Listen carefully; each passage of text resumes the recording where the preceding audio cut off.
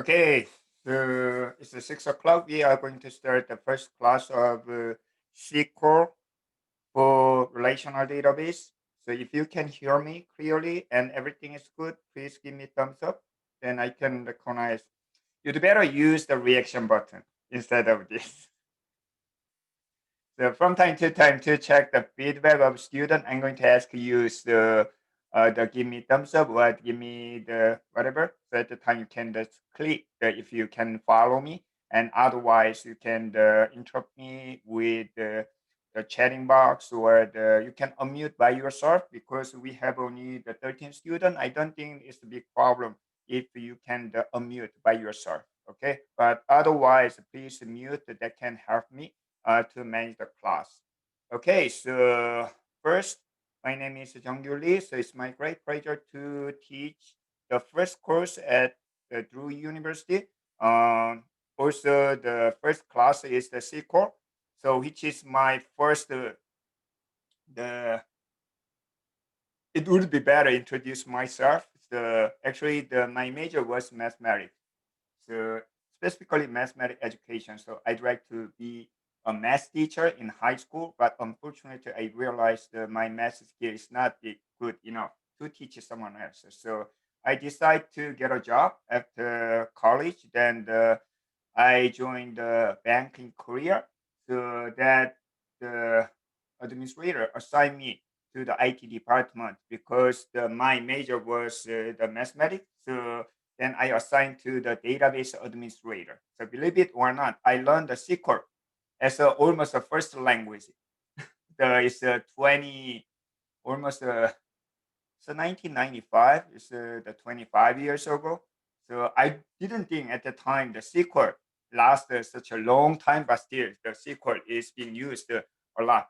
So, but anyway, then my major was not computer science. At that time, there is no the data analytics, data science, no such a thing. So even I do not know much about computer. So I actually started my career in IT and computer science, but with the SQL. Specifically, I learned the relational database. So specifically the Oracle database. And later I realized that I need to take the class. It's a formal the education to know about the computer. So I decided to study abroad. So because in Korea, so it's not easy to change the career suddenly, like from the industry, my job to the academia, something like that. So because everybody they're curious why you quit your job and why you decide to study. So I just uh, get away from the home and the family, then with my wife, and at the time my daughter was 2 years old. So I decided to study abroad. Then moved to Texas. So not very the nice weather, but then my major was the database. So specifically multimedia database, a video database. So after I got the degree, so fortunately I got the degree in 4 years. So then the 2006 I moved to Northeast, there's Connecticut. So then the last 15, 16 years, I have been teaching database and data mining and NoSQL database and what else. So most of the data related subject I have been teaching and also research on that. Then finally, I have another big decision. It's the second momentum of my life to move in the Drew University from the fourth semester, but the department wants me to be in charge of the secret class before I join it. So I'm teaching this class as an adjunct, but will be the full time. There's a regular professor from I believe there's from May.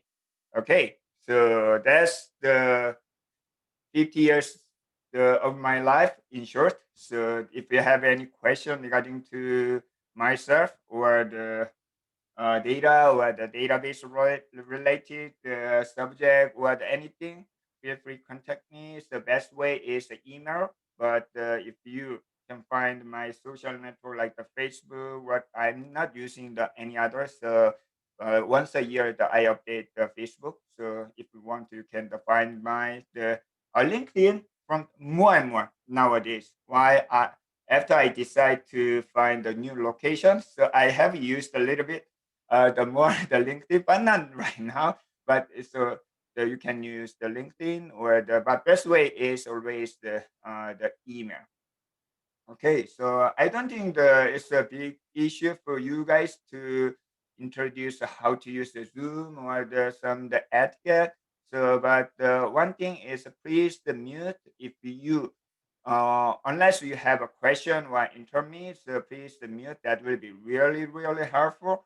And also it's a good, it's not required, but I'd like to see the student face. That is really, really helpful for me to check how much of you guys are following me. I do not blame whether I will not hate you, even though you the read the other book or whatever. So it's totally fine unless you bother the other student or but as long as you are in the Zoom meeting, it's totally fine. So, but it's really, really helpful for me if you turn on video.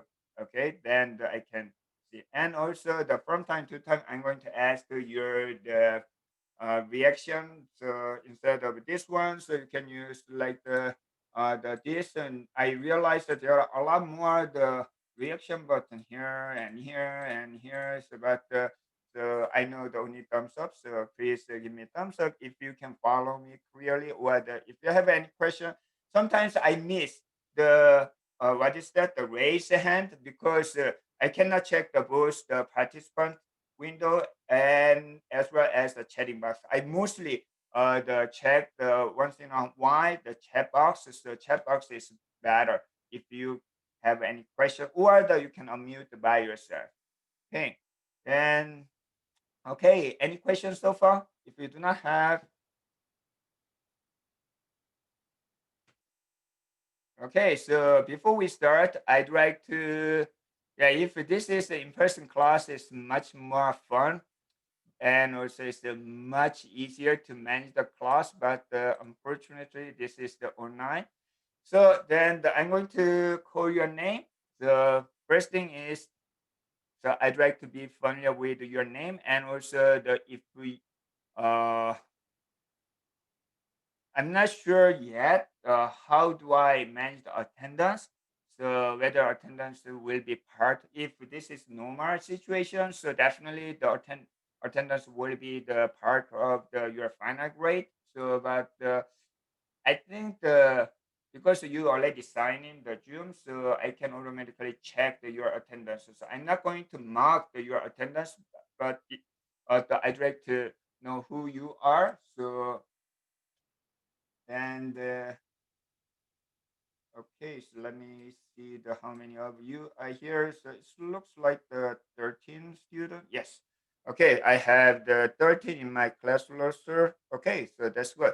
So if I call your name, so please very briefly, like the within 15 to 30 seconds, introduce you yourself. So and at least your name and which grade you are. Okay, so Adon, are you there? Yeah, I'm Then the here. yes, I'm a senior in my undergrad, doing computer science and minor in math. very nice. And the next, Alexia, very nice to meet you again. Nice to meet you. Um, Professor, we have met before. I'm lucky to have met you last semester. So I'm a Drew employee and I'm going back to school for my master's. So I have a finance degree and a computer science degree from many moons ago. And so I'm going back to school in my middle age. Very So I nice, recognize a couple of faces here, students that I've worked with in the past in my position now at Drew, and so I'm glad to be here. very nice. Actually, it was 34 years old when I decided study abroad. believe it when I say 34 years old. So I know it's how much difficult decision you are, and it's everything, but it's also very exciting. It's a different path in life. I know that everybody else is a little younger than me, but it's a different path in life, but it's exciting nonetheless. So Okay, very nice. And the next, Alexandra, are you there? Hi. Okay, I'm getting my master's right now in data analytics. So very nice. And Erin, Erin. Hi. Oh yeah, I'm a senior at Drew. I play basketball here, and I'm getting my master's next year in data analytics. So I'm starting some of my classes now. But I'm a double major in business and computer science. very nice. And In. Hi, I'm Ying. Oh yes. Hello, and I'm also getting my master degree. I had a accounting as a undergraduate program, but I found that data analytics was more interesting. Good decision. And next, Mishar, Ma. It's Michael. Michael. Oh, okay. Hi, I graduated from Drew last year, and I'm doing this master's program at Drew. Okay, very nice to meet you. And Katiana. Hi guys, Oh yeah. I'm Katiana. I'm finishing my undergrad in computer science. I have a minor in studio art, and I'm gonna be going for my master's in data analytics, and I'm starting early. Very good. And David. Hi, my name is David Nessa of Rappaport. I am a junior year undergraduate. I have a double major in computer science and philosophy, and I'm a minor in data science. Okay. And Patrick. Hi, I'm Patrick. Returning after a long hiatus in education. I do have my degree in engineering, and I've had a career, and I'm in service and support, but I've decided to go back for the data analytics program. It'll be my second semester. So a lot of challenges. It's fun though. Okay, very good. We have two. So then the Greg. How's it going? I'm Greg. I am a senior at Drew studying computer science, data sciences, and Russian. Okay. Thank you. And we have Mila. Hello, I'm Mila. I'm a senior at Drew. I'm finishing up right now in May, and I'm an economics major and mathematics, data science, and statistic minors. Wow, very nice. And the Lu Ying, Lu Ying. Hi, Oh yes. yeah, Ruing, Ruing, yeah. Okay. Hi, I'm Ruing, and I'm a grad student in Drew at Drew, and my major is data analytics. Okay, very nice. And Damaris Chula. Hi, I'm a senior, and I'm majoring in computer science, business, and Spanish. Okay, very nice. Okay, so we have all students perfect. Hopefully, the rest of the semester, I'd like to see this formation every time. But in case you miss the classes, I'm going to provide. Right now, it's being recording. But I'm not going to share this video for public. Instead, it will be available for the only student who are taking this class. So I'm going to give the link to watch the video, just in case if you if you want to review the class, or if you miss the class, you are able to watch the video. But this is the evening class, so probably the day after. So I'm going to make it available. Okay, so but regarding to the attendance check, so I will let you know my decision later. Okay, so very nice. So before we start, I'd like to introduce this class more details. So let me share the screen with I think that this one. Yes. Okay, so I think that you are much better than me. regarding to the Moodle and the Treehouse. I spent last week to get used to Moodle. So this is online classes. So most of the class activity and the contents, material announcements will be through the Moodle. Okay. So if you have any questions, please use the message, course message. That will be the best way. And also, if you have any problems, so you can whether if you want to share the something, the finding or your experience, please try to use the Moodle or the activity, so that will be the best. So the title of this course is the SQL and relational databases. So as far as I know, it was the SQL for big data, something like that, right? But it's truly the misunderstanding the all the title. SQL for the big data. Actually, SQL and big data is totally different. It's a really opposite. So you will see why.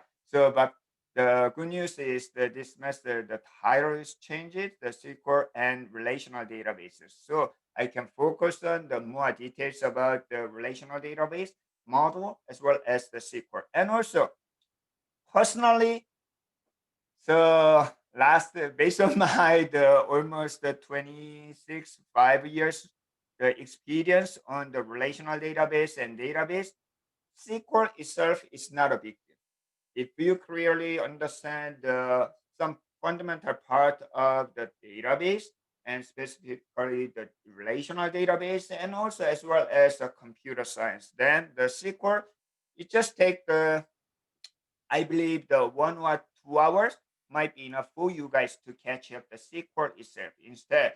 So what I'm going to focus on in this semester is first, we are going to understand what is a database. Then for the database, we are going to use a relational model. Then what is a relational model? And for the relational model and the relational database, how we can use at the time that we are going to use the SQL, SQL. The SQL is kind of the language between the relational database and the user, like us.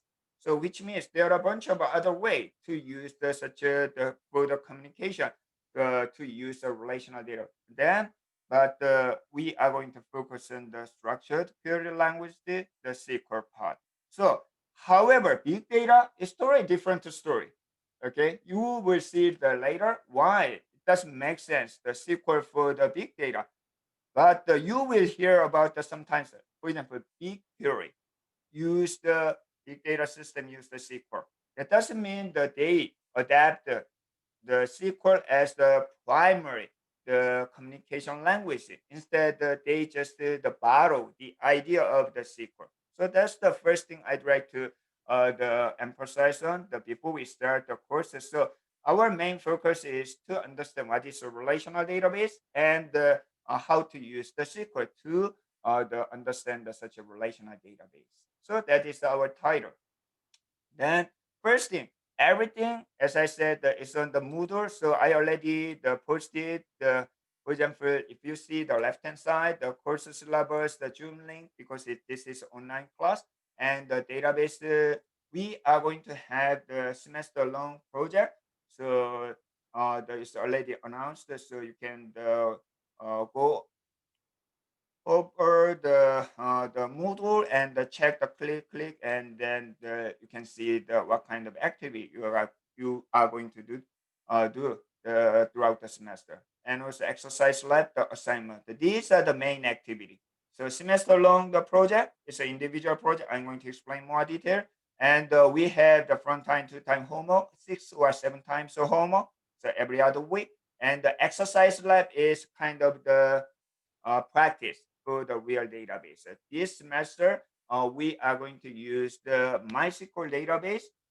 So that's, if you never heard about the MySQL database, it's totally fine. That we are going to cover probably the week after. Then on cloud computing environment. So you don't have to insert the database on your laptop. Also, that doesn't make sense because we will see why we need a database. then you will realize the local database, the database on your laptop doesn't make sense. So we are going to use the cloud system to pretend the real life the database system. Then specifically, we are going to use the Google Cloud Computing. So if you already, have you ever used the cloud computing resource before in your class or the professional, the work, or anyone who ever used the cloud computing? Please give me thumbs up. We have couple. Okay, so if you never use it, it's fine because it's a service. So it's not free service, it's a paid, which means it's a very easy interface. You are able to quickly use any kind of such a service by clicking. So specifically in this class, we are going to create the MySQL database individually. So we are not going to use a centralized database. Instead, each of you will create your own MySQL database instance on cloud computing. So specifically, we are going to use the Google Cloud, the GCP. So I already received $50 the credit. So I didn't test with the student account, but sometimes the student account doesn't work with the coupon code. So I test with the Drew faculty account, it works. So I'm going to ask one of you as a volunteer to test during the break time today. So I will give the coupon, then try to activate it. So I'm going to have the break time around 7:20, 7:30. At that time, I'm going to find one of you as a volunteer to test to activate the coupon code for Drew student account. So anyway, so we are going to use the where am I? The GCP for the practice. That is the exercise lab. So if we have enough time, we are going to have the live exercise lab. Instead, if I believe we need more time, then I'm going to provide the recorded video for your exercise. Okay, then you can watch later. Then submit some proof of your exercise, the practice. Mostly it's a screenshot. So then from time to time, I will give the assignment for your practice. Then I already set up the weekly schedule. Depending on your progress, so if I realize that you are so smart and follow everything and the performance is extraordinary, then I'm going to speed up. And we will cover more and more topic. I think that I can make at least 2 times of this topic for the database. So, but if the overall performance is not so good, then I'm going to it's not a fixed schedule. Depending on your performance, I'm going to slow down. Okay, the schedule. Okay, but mostly the first half will be the knowing about the relational database and how to model the relational database. It's a design thing, and the middle part before and after the midterm exam. So we are going to discuss about the SQL, the SL languages. So keep in mind, I'm not going to cover the SQL week 1 through the week 16. Instead, we are going to know about the database. Then as a part of the relational database, I'm going to introduce how to use the SQL. Okay. Specifically, before we know about the SQL, I'm going to introduce the relational algebra. So as I mentioned at the very beginning of this class, one of the reasons why I'm in the IT and the computer science is because of my major is mathematics. So I was not a good student during my college, so but I really like the math itself. So even though my grade was not GPA was not so good, but so one of my favorite the subject was the set theory. So I still keep the old textbook set theory, and during the interview process, I talk about my favorite subject as the set theory like that. Then my supervisor picked me up because of the interest, because the set theory is very similar to the relational database model. So it's really the computer science guy consider data as a set.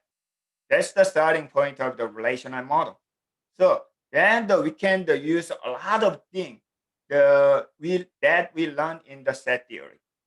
So like for example, we can use the operation for the set and so on. So before we learn the SQL itself, structured query language, there is the fundamental, the basic thing, which is called the relational algebra and relational calculus. I'm very sorry to talk about the math again in the database class, but that's the truth. The starting point of the relational database model is from the set theory and the set, the fundamental part of the mathematics. So that is the second part of the before and after the spring break. We will talk about the relational algebra as well as the SQL. And after that, the most of the database class do not cover nowadays the advanced topic in the database system like the indexing and storage, query processing, query optimization, so on. But those are also, I believe, the important the topic, and you will learn a lot of algorithm. So I'm going to introduce as much as possible in the last part, third part of the semester. Then you guys can get the most of the experience in the relational databases. But the problem is we have the roughly half of undergraduate student, and the other half is the graduate student. I believe for graduate student it will not be difficult, but for the undergraduate student, especially those who do not have much experience on the programming skill, is not the critical in this class. So even though I'm going to introduce the project has the optional for the programming part, application part, but if you have the programming the experience like the Python or the Java, it's pretty much okay. But for the algorithm and also the data structure, specifically the advanced level, the data structure class, are very, very helpful to cover especially the third part of the semester. Okay, so if you believe that you are lack of such a data structure, it is good idea to take a look at the old textbook again. So that will be really, really helpful. Okay. Which data structure specifically would you recommend So specifically the tree structure and the big notation optimization and such a thing. And we will see a little bit about such the concept for the query optimization and query processing. Thank you. So big O notation and tree structures, right? Yes, right. Mm-hmm. Thank you. Okay, so one more thing. I'm very sorry for your confusing part regarding to the class hour. I was informed, and the department would like to open this class for the Thursday, but in the tree house it shows the Tuesday. So I got the confirmation from the department chair. It should be the Thursday evening, 6 to 8:30. Okay, and it's a fully online, and then the textbook. So this is the textbook. So title is Fundamental of the Database System. So seventh edition is the current one. So if you can find the old edition like the sixth, it will be fine. So you can search the Google to find. I think it's ordered, but a little bit late order. Okay, because I joined Drew lately, the recently, so it may be slow. Good news, the right now it's not required. So for the beginning part, but I strongly suggest you guys keep even though frankly speaking, I don't read from page 1 to the end of it. This is almost the 1,200. Nobody read the front. So, but I believe that at least one textbook for the database will be really, really helpful for the entire life as long as you are in the computer science or IT, okay, and also data the science. So this is one of the textbook. It's very popular in database as a database textbook, and that was not the reason why I selected this textbook. But my main reason is the first author, Dr. Elmer. Sorry, he's my the PhD supervisor. So no other choice. So, but I think that this book is the cover the really beginning to the advanced part. Even it introduced a NoSQL database and big data and so on. So that's not always a good idea to write the textbook. It's really too variety and too broad to cover everything. But he put intentionally the variety, the various topic in the database. So it is, I know you can find a lot of error. I found so at least 20, 30 error, the pages, then the informed, but he is very lazy to update. But the textbook itself is really good. So you don't have to memorize the entire text, but it will be helpful. So not only this semester, but for your entire the career in the database and computer science and data science also. So this is a textbook. I do not know the bookstore system at Drew exactly, but if you can the rent, it will be fine, and also the sixth edition also fine. I don't require any key or online thing, whatever. So just the use. So I do not assigned to read the textbook, but it will be really helpful to read the chapter that is scheduled for the next class. So also when you review, so it will be the helpful. Also, many of the SQL example will be based on the textbook. So grading policy. So we have a midterm and the final exam. And I do not know exactly the kind of requirement of the online exam. So I'm going to figure out. And I'm thinking to have the midterm, both midterm and final exam. It may be the 40 to 45. So grading distribution may be adjusted at the end, depending on the how much your performance and the class activities, so on. Specifically the attendance, maybe participation and attitude like that. But I'm going to enlarge. Is it better? So, or you can go to the Moodle right now. Then you can check this. And also the grading distribution.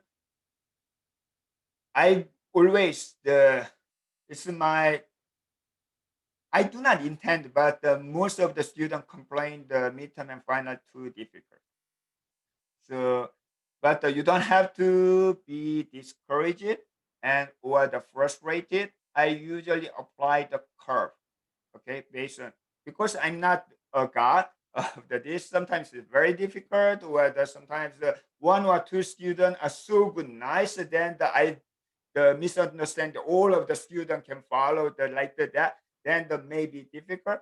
So, but later I realized that that's not true. Then I'm going to apply the something curve. So my expectation is the overall. So weighted the square is on average the around 80. Okay, so 80 will be B, but if overall performance is below 80, then I'm going to give the curve to adjust the average it to the 80. So 80 might be the B minus or the B around that usually, the after curve. I'm not going to lower the curve. If everybody is so good, then all of you guys will get the good grade. So you can check the class I'm going to update if there are any changes on the schedule. So on Moodle, specifically the syllabus part. Okay, so I copy and paste the academic honesty and so on. I think that all of you guys already are aware of that importance part, the preservation like that. Okay. So this is our Zoom link.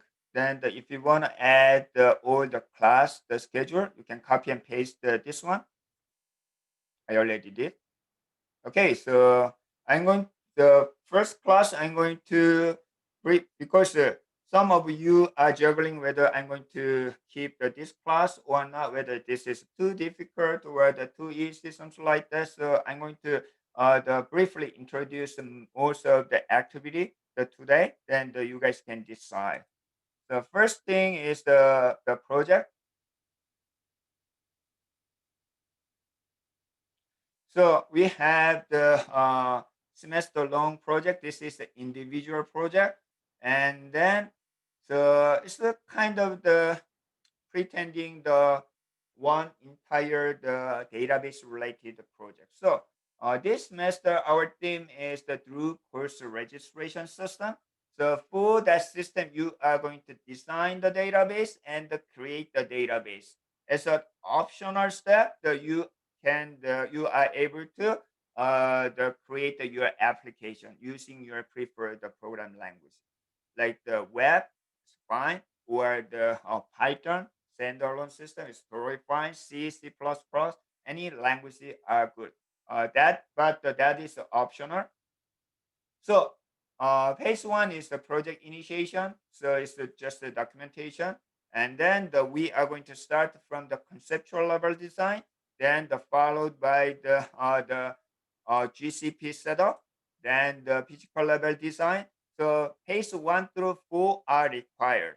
So after the phase 4, so you are going to create the true course registration system on the GCP. But that's the back end part, only the database part. So last step will be optional. It's the extra point. So you are going to create the application. So for that application, database application, it's like the front end part. You can use your preferred language, like the Java, it's fine. Any language, so are good. But during the exercise lab, so I cannot introduce each and every the program languages. So this time, when I teach the database first time, it was the C. Then the C++, Java, and nowadays it's a Python. So I'm going to show the web application as an example. So many of the front end part nowadays is app or the web application. So I'm going to use the Django, the web application, on GCP. I think a lot of you, if you search the Google, it takes just 10 to 20 minutes to create the Django-based web application. Okay. So this class, keep in mind, is not programming class. Okay, I'm not going to explain the details of that.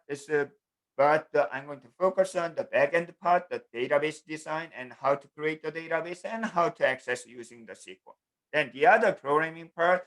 So those who do not have any background in the programming, also you can survive here. But it's a good time to you practice the programming skill. It is true. There's no system without front end part.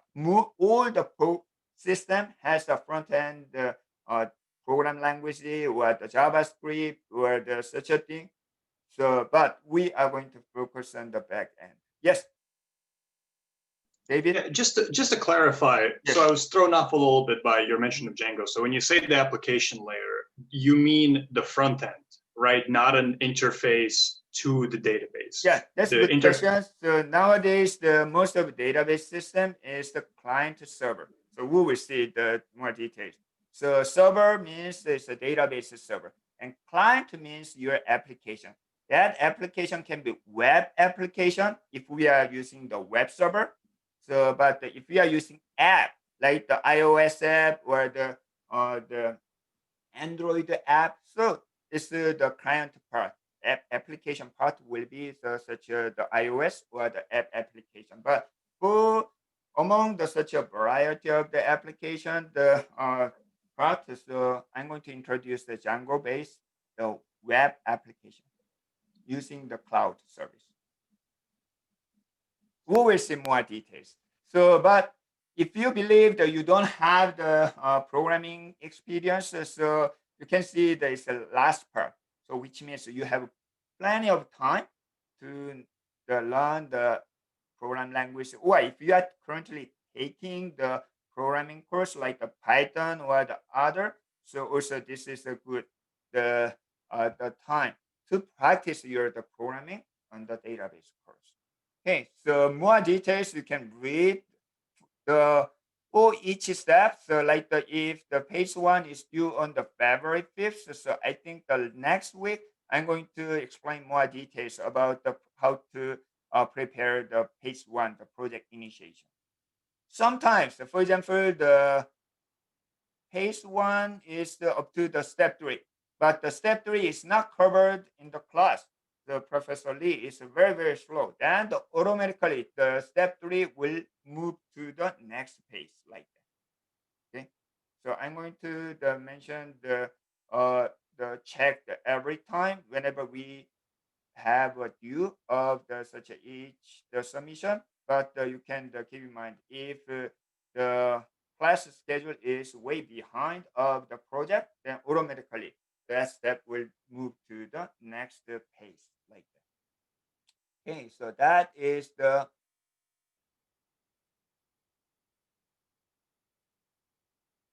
project. It's a semester long project. I think I didn't use the Moodle before.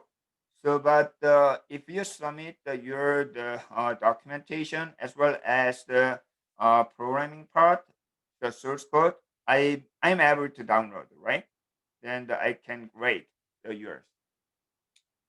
So homework means this is already assigned based on the schedule. So for example, the homework one is hidden. Oh, so it's a solution. So solution will be available after I grade it. So each homework is for after I cover for example chapter 3. So first homework is where is it? I think my view is different from the student view. But if you click the homework for each, so it's a practice of the modeling, database modeling. So this is for the political system, the House of the the Senate, and the so on. So you are going to design this database using ER modeling. What is ER? We will see in chapter 3. So one of the example of database modeling. So like that. Then you can submit the solution to the Moodle. Then I'm going to grade. Then it will be the solution will be available after the due. Okay. Then exercise lab, as I said, this is the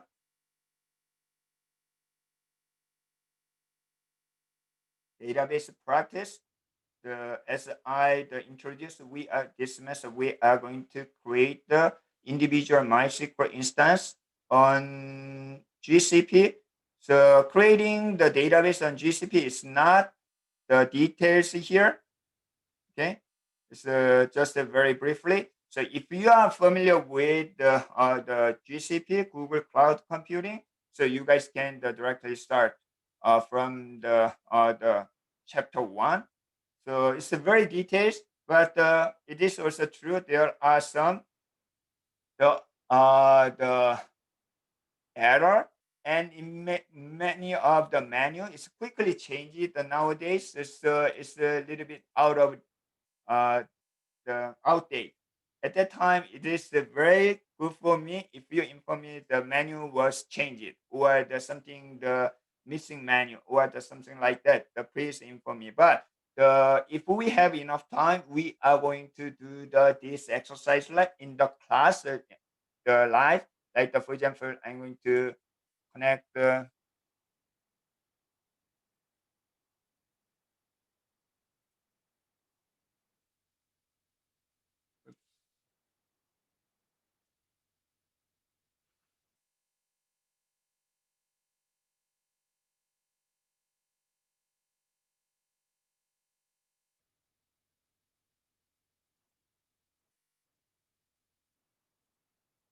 I don't know why this time is, oh yes, it's very slow.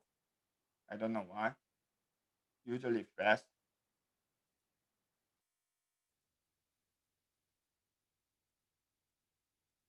This time is very slow. Yes. So this is the console for the Google Cloud Platform. So we are going to activate the coupon first, then you are able to do the exercise live. So this will be live if we have a time. Otherwise, I'm going to provide the recorded video. Then you guys can the practice, do the lab by due date at your home, like this. Okay. However, if you do not have any experience on the GCP, don't worry because it's very simple. You can just follow then the clicks. For example, how can I create the database? You can just type the SQL. Then there's a menu. Then select the menu. Then if there is no, today is very slow. I don't know why. Usually it's very fast. I think it's the beginning of semester. I'm not sure. So you can select.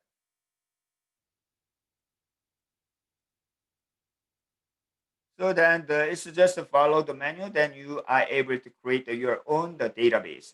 So the Google Cloud provides a different relational database, but among them we are going to use the MySQL. So if you are really curious and or it's really the exciting to create a database, you guys can start right now. So I'm going to provide the coupon code after this class. Otherwise, you can wait until the date that I schedule for the exercise lab. So it's already in the class schedule. So you can check when is the first exercise lab will be the third week, like this. Okay.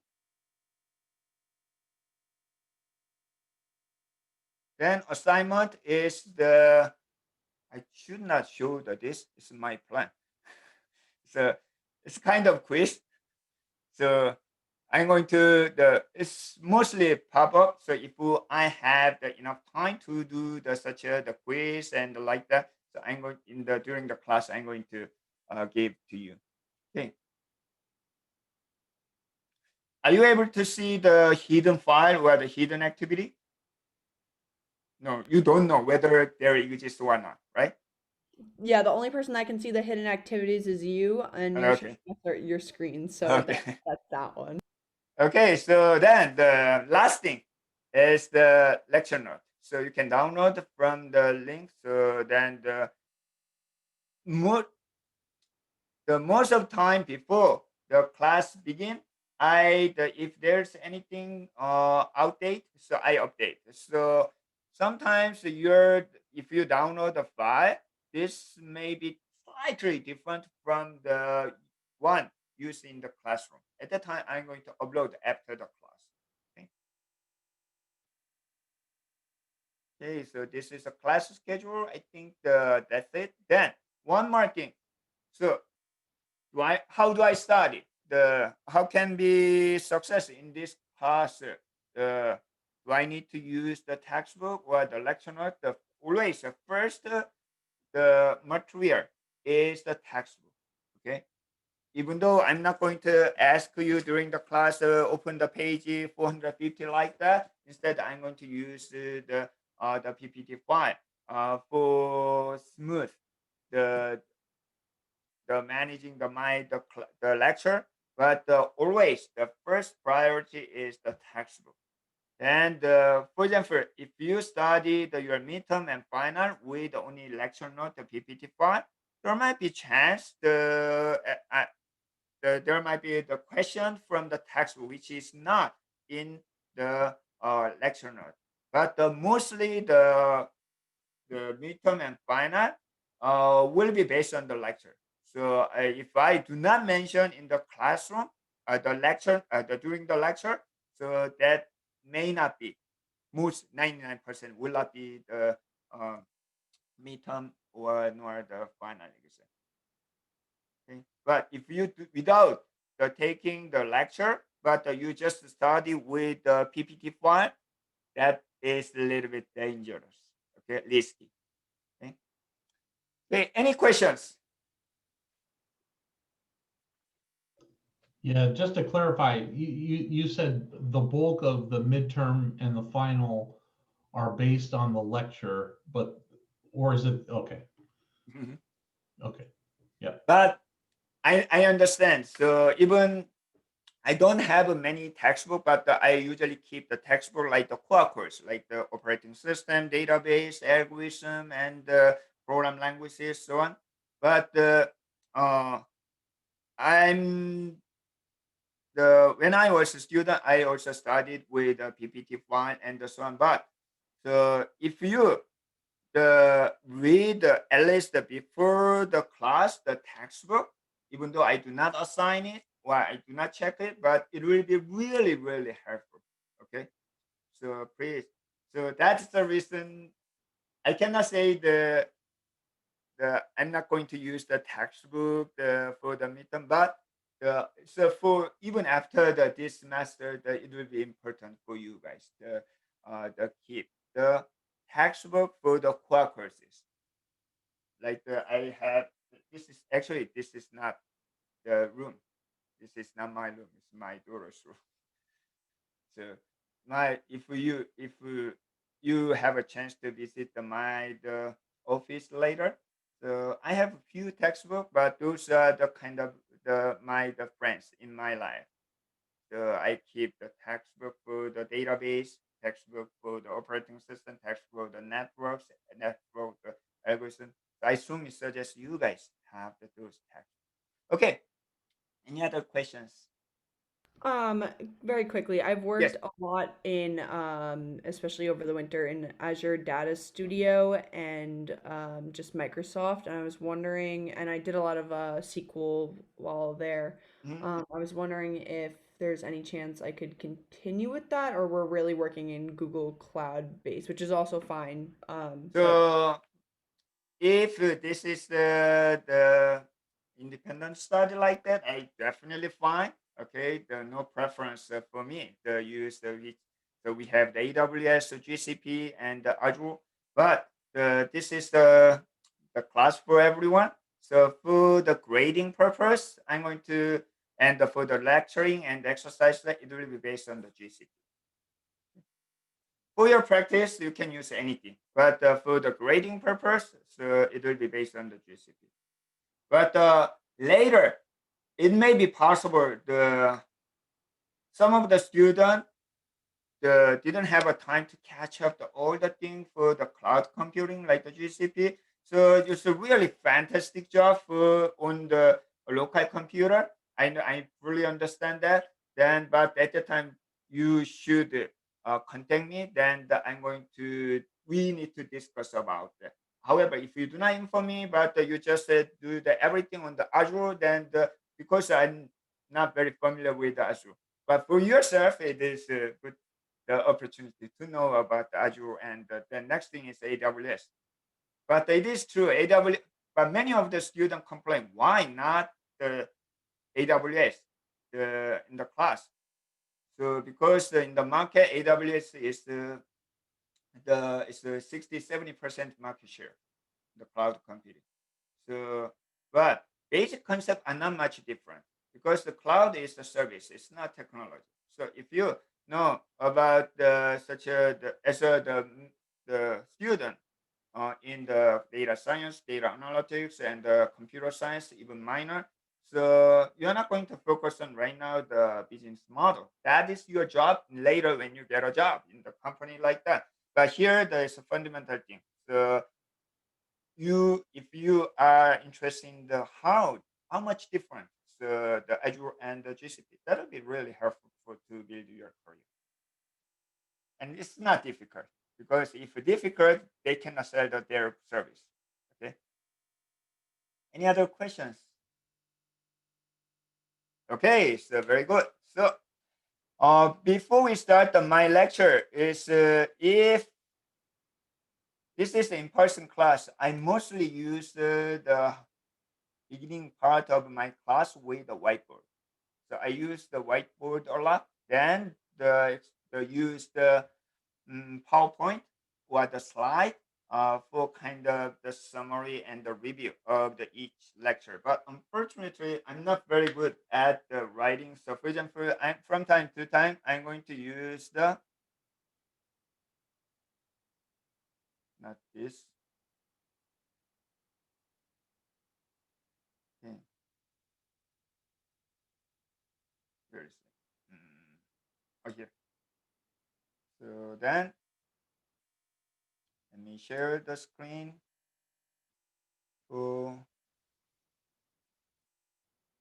where is it? Desktop, whiteboard.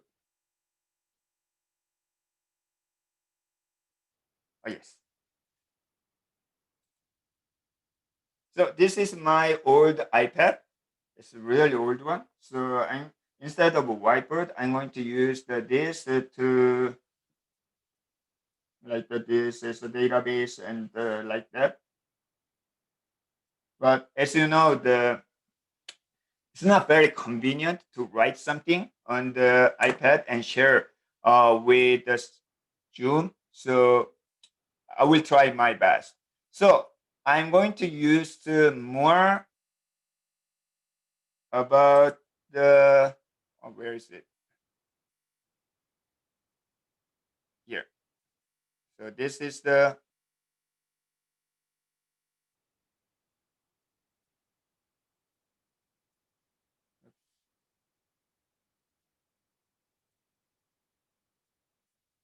screen. The second screen is here.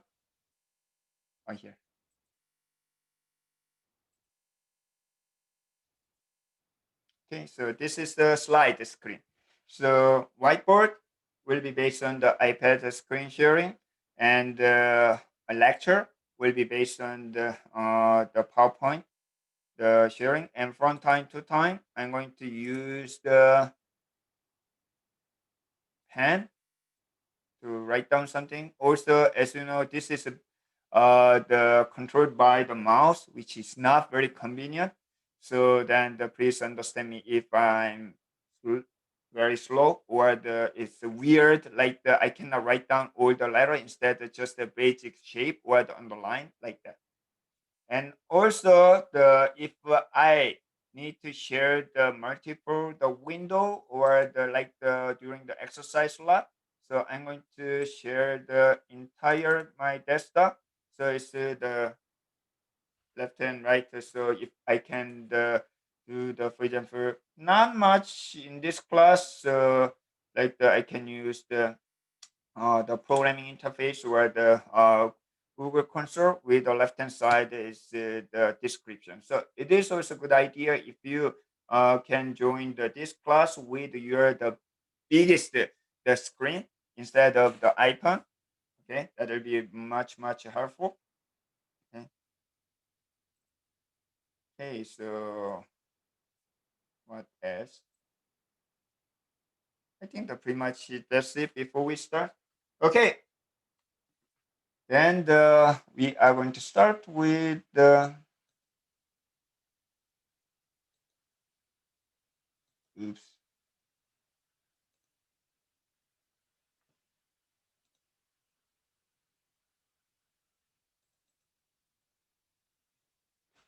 In this class from now on, if I draw this one, so what does it look like? Anyone? Any idea? What is it? You can Is use it a table? Table. Anyone else? So what can you imagine from this? I'm thinking it's gonna be a diagram for Diagram? Yeah, for like making a database and connecting. Database, getting close. This is from now on computer. Okay, so it is true. So many of the students, but not right now, and maybe 10 years ago, 15 years ago, many of the students who are taking or who complete my course, they asked a lot of questions regarding to the database administrator. So it's called the DBA, but right now it's not really high paid job, but 10 years ago, it was really, it's like the data scientist. So probably you heard about the Oracle database administrator and so on. So then, how can I be a database administrator? How can I be a DBA? So there's no clear path how to start because the DBA is administrator. So there's no entry level the opportunity. So me myself is a really rare case. So the supervisor select me the entry level the database administrator because of my major. So it's 25 years ago, but nowadays it's not easy. But so how can I be a database administrator? The student asked me. Then always my answer was not like the certificate or whatever. Instead, the know about the computer because database itself is it's like the compiler. So what is a compiler, by the way? Compiler is David? It translates a high level or a medium level programming language into machine instructions. Right. So that is compiler itself is a software. It's like the Microsoft Word and any other thing. It's the somebody code and the compile, and then so you have the compiler translator from the high level language to the so like the for example Python interpreter. So how can you create the Python interpreter? So you code using the C or then that is called the C Python. And then so what about the database? Database is also software. Somebody code and build the application program. It's running on the computer server. So which means so it's totally depends on it's not the brand new one like that. So it's the database itself is also software. It's running on the computer and for example, how can make the database system faster? You need to think about your computer first. So it's very important. So to know about the computer itself first, when you are majoring the computer science, when you are dealing with the data, what is the data? So it's used in it's not for us. Data itself is not for us. Data structure, those are for the computer system. Computer can understand that. So it is I think the good idea. Start the first class of the database also knowing about the computer system very briefly and very the high level like it's like the middle school or high school level. So what is the most important part of the computer system? You can use the chat box or you can oh by the way I think that you already know that when you don't want to change click the mute and unmute. Instead, you can use the space bar. If you are holding the space bar, then you can say something. It's momentarily unmute yourself. So, what is the most important part of the computer? The component timing. Who is doing such a thing? The fetch and execute the cycle of one thing. So, it is. Anyone? Sorry, could you repeat your question, please? Yeah, Oh, I'm yeah. a little confused on the question. So what is the most the important critical component of the computer? So already answered David. It's a CPU, right? It's a processor. So CPU is the kind of the what? It's a brain, right? So when I asked the same question to my daughter when she was I think the 5 or 6 years old. Surprisingly, at the time she learned the CPU from kindergarten. So she said, CPU is like the brain in the body, then it can do the everything. So yes, it's true. So CPU is the chip, electronic chip, and it's the device that can process the specific command, which is called the instruction. Okay, and also not only the processing the instruction, but we can process the data, right? So, for example, we have the very basic instruction like the add. So add what? We need the data. So where can you get such a data?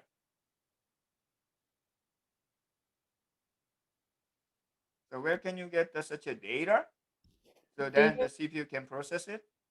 Data can be found in the like it can be found on the internet or like on a memory. Or Then like you database. can find such a data anywhere, but the CPU, from the CPU point of view, the only way to get the data is from what? It's a memory.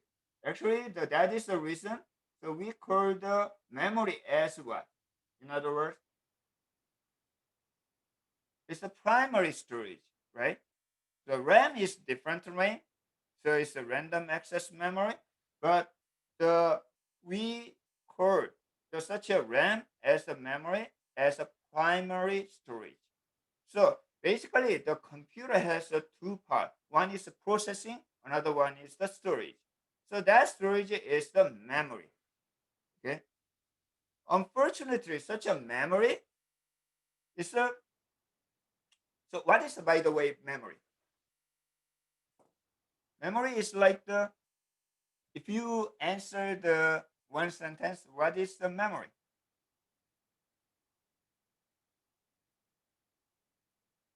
Memory is like the storage, right? Yeah, storage. What kind of storage?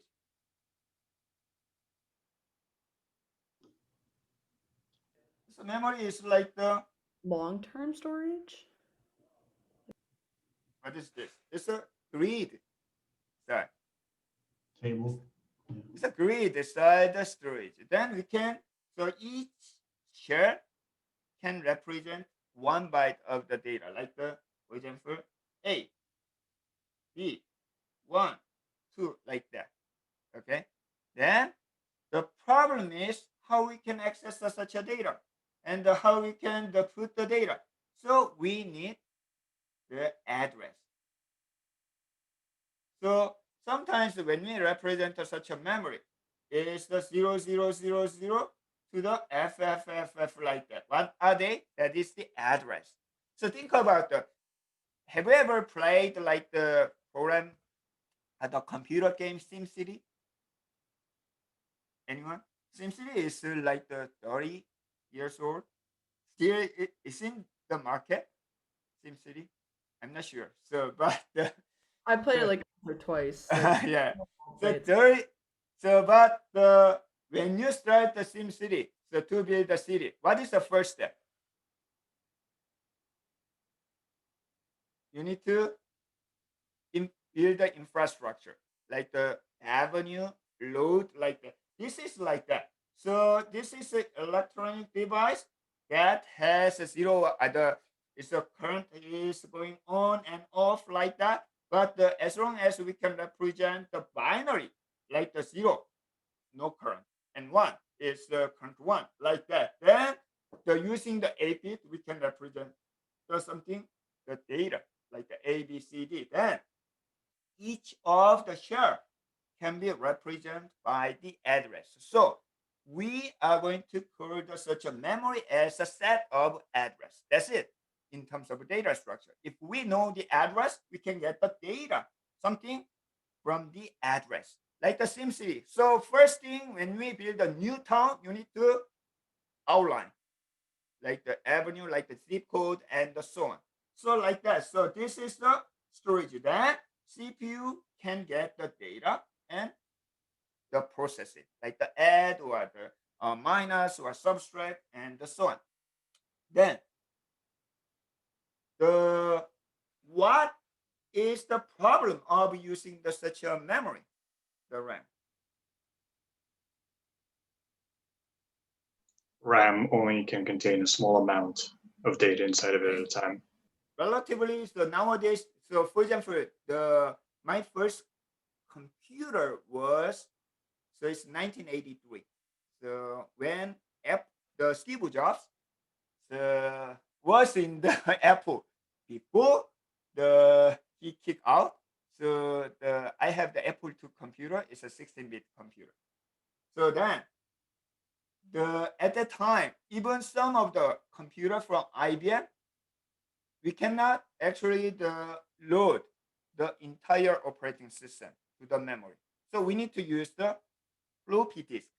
And I'm not sure whether if you understand what I'm saying, I think you guys are a little bit old. If you cannot understand, that's it. It's okay. But so because the RAM is always relatively small, then we expect like nobody satisfied with the RAM size of your computer, right? No matter what size of memory you have. And even the 30, 40 years ago, so at the time, I have used the floppy disk to extend the memory. Then the operating system actually loaded based on that. So like that. So RAM is small. So that is one of the problem. And another problem. Speed. Patrick?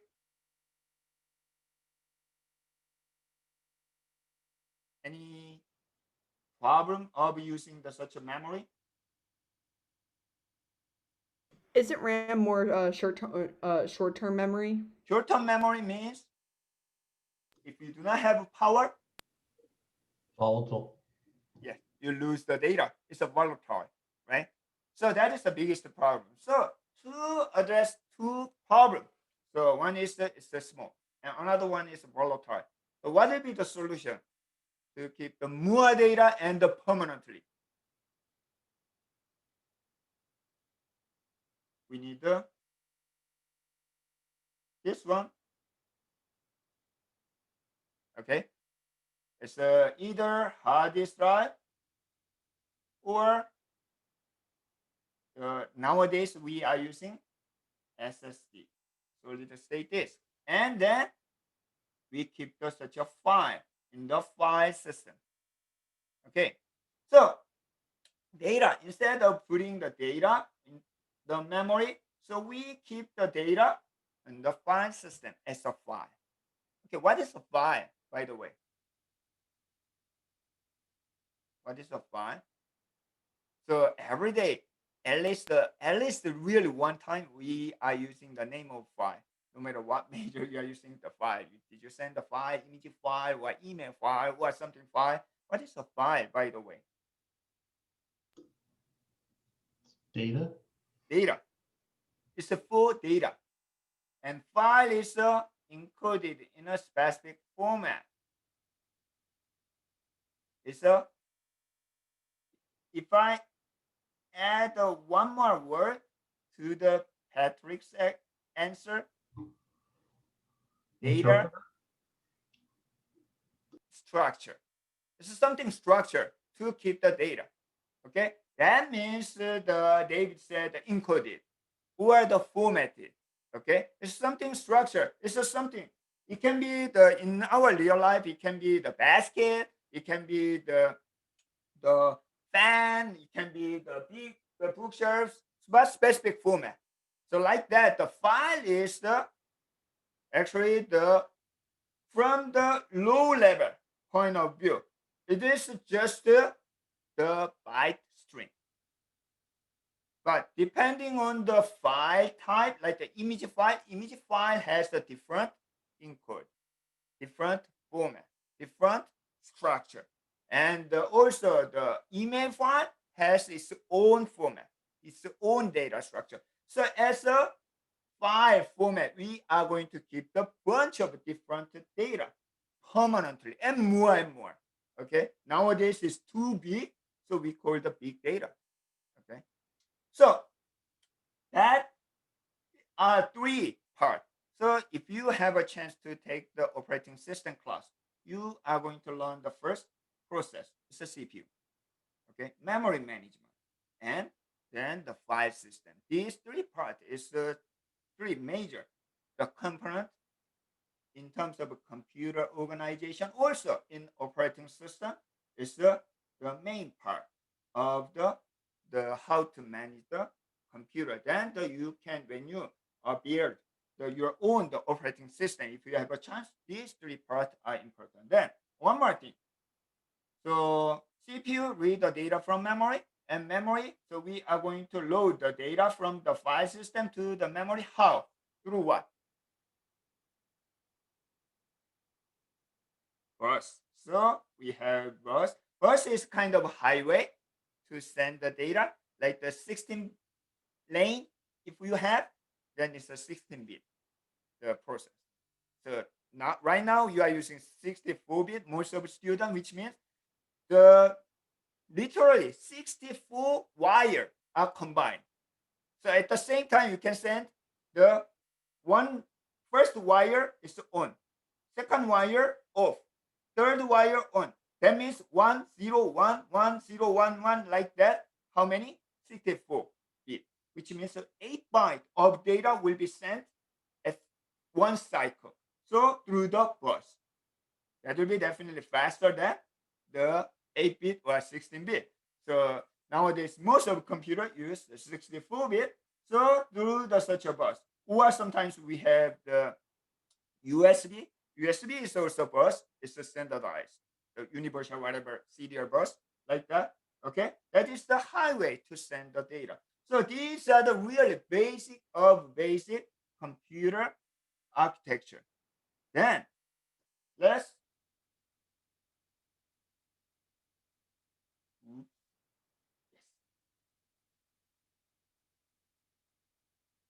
let's think about the real application. So we are going to use the Python to use the computer resource. Oops, I cannot write down the details. But let's say this is a Python code, my source code. So how can we use computer resource using the Python?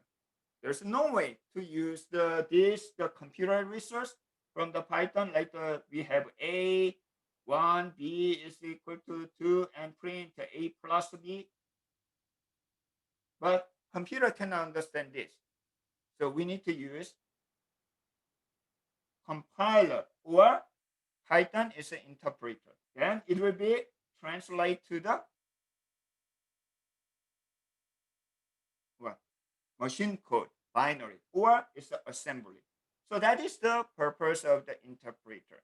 So many of it's like those who do not have any experience on the programming, or those who not familiar with the computer science, when they are saying Python, so how do I learn the Python? Python itself is for us, it's the human being. It's not for computer. To know about I'd like to know more about the computer, then Python itself is not very helpful, because Python itself is the language for us, not for computer. Instead, you'd better know about the low level, like the C, eventually the assembly language, like that. But that's different story. So we are going to use computer research using such a high level language by compiling. So we have the instruction. This is called application program, or sometimes object file. It can be executable file. This will be stored at the file system first. Right? Then how can we use this A plus B and then print? I compile and we have the object code. Then does it run automatically? No. Instead, it should be application, which means execute it. So you need to double click, right? Or you need to type the Python a.py, or you need to click the button to run on your PyCharm or on your application, right? So what does that mean? Creating application, run your program, or click the run button. So what does that mean in terms of a computer system? UI is creating what?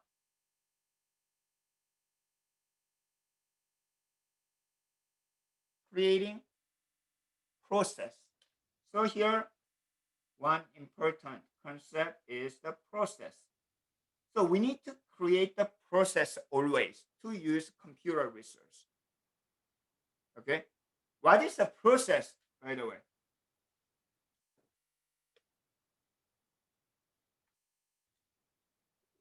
So someone write the code, then compile. That is the application program. Then application program is not active. Okay, it's a passive. So we need to make it the active. Active means running on your computer. Use your computer resource. Then how? Clicking. You can double click, or you can touch, or you can type the command, or in your application. So for if you are using PyCharm, run the triangle, the icon like that. Then what happened when you run such a program? When you run this one, it creates the process. So process is the most important data structure in computer system. If we are using the image processing, if we are using deep learning, if we are using the data science, or even database, anything, when you are using the computer resource, it will be the format of what? The process. Then, so what is the process?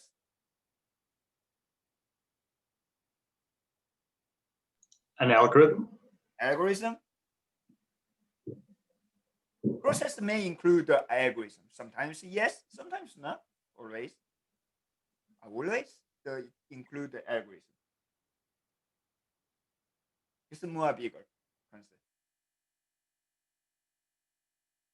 Process is also, it's a data structure.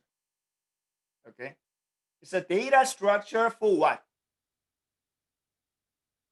Eventually, who is the consumer of this code, like the a.py? Who is going to use this? CPU. Eventually, CPU will process a equal 1 or 2, something like that, a plus b. But CPU can read the data from where? Only the memory, right? Then this memory, so we need to, but our a.py is on the hard disk drive file system. But CPU can read the data from only memory. So we need to move a.py to the memory. Okay, how? At that time, we are going to create the process. So that is the reason. Why don't you check your computer, like the task manager, or for example, let me show you the laptop using the terminal. So yes, let me change the screen share. Yes. So this is the terminal. It's one of the interface used in the Mac OS. So if you are using Windows, probably you may have the different interface. Like for example, I have a bunch of the process running on my computer, which means in our memory. So this is one data structure reside on somewhere in my memory. And this is another one, this is another one, this is another one. In the format of what? The bunch of instruction. Then CPU. In my case, how many CPU I have? So I have the 4 core, like that. Then they pick one of the process and process it. This is the one kind of life cycle of the processing used in the computer system. Okay, so then let's go back to the main topic. So our course title is relational database, SQL for relational database. Then what is the main purpose of using database? Track changes.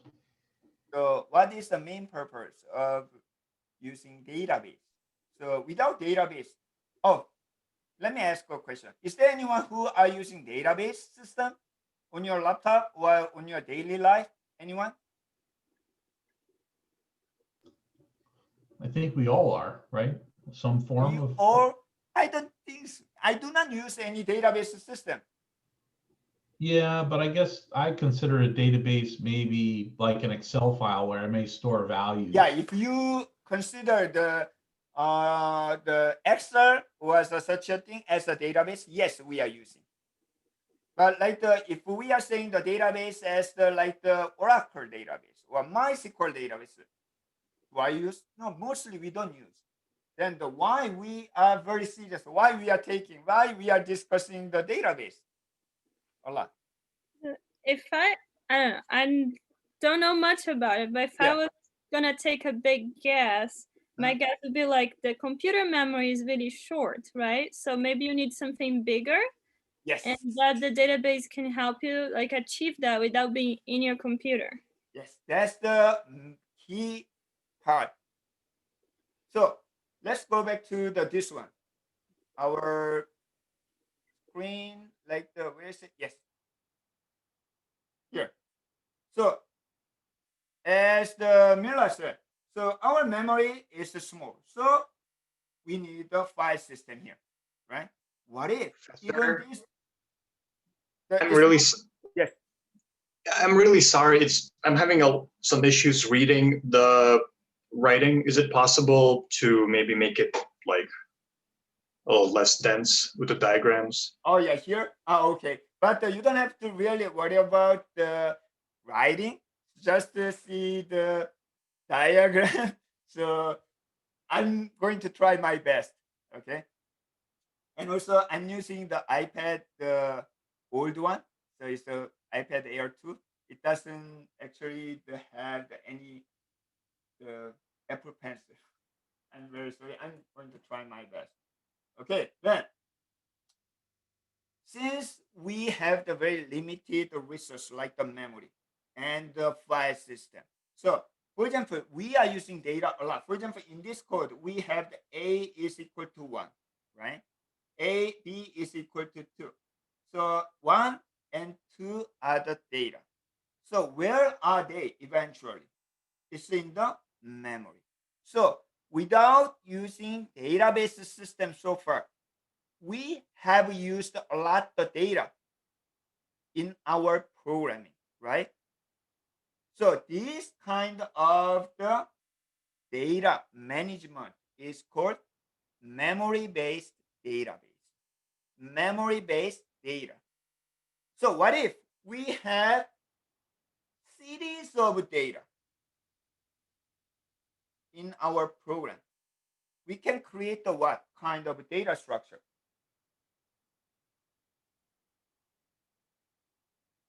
We can use the array, right? Or in Python, list, series of data. However, these array and list are part of memory. Here is a quick question. Which part of memory will be used for array and list? Anyone? What do you mean, which part? So, to set or heap. Is it in the heap or stack? Isn't it in a file? I mean, it's a different question, but it's an interesting question. So when you create the array in your program or list on your program, which part of the memory will be used to create an array or list? RAM. Either heap or the stack. So what is a stack? So why don't you remind your data structure class on your probably the sophomore and junior, you took the data structure class, right? So what is a stack?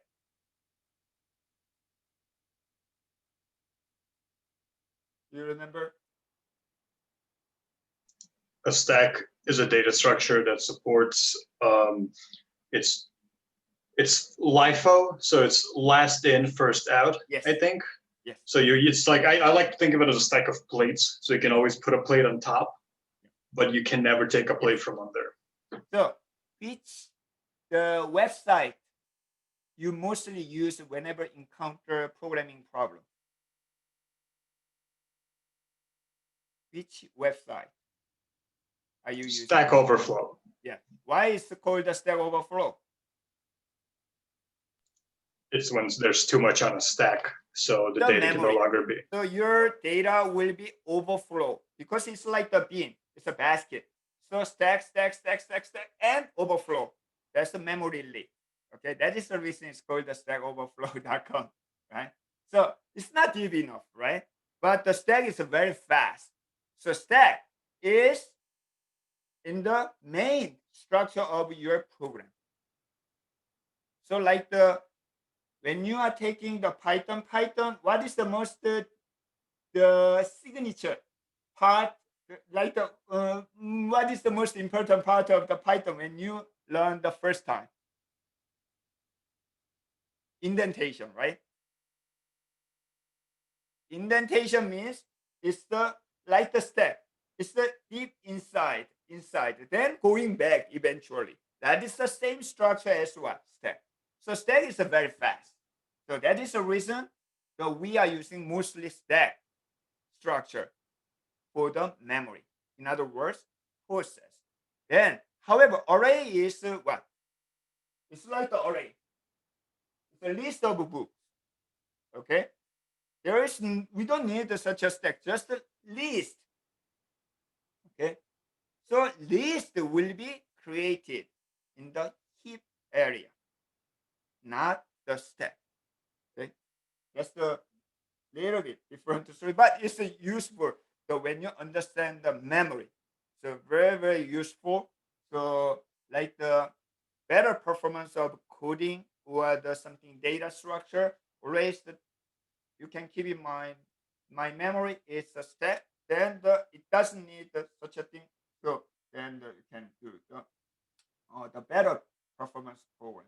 Then so we are using the data in the memory. So using what? Like the list or array when we have the series of data. Okay.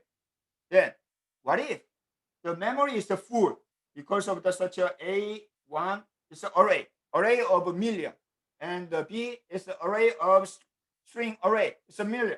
So memory will be the full of the data.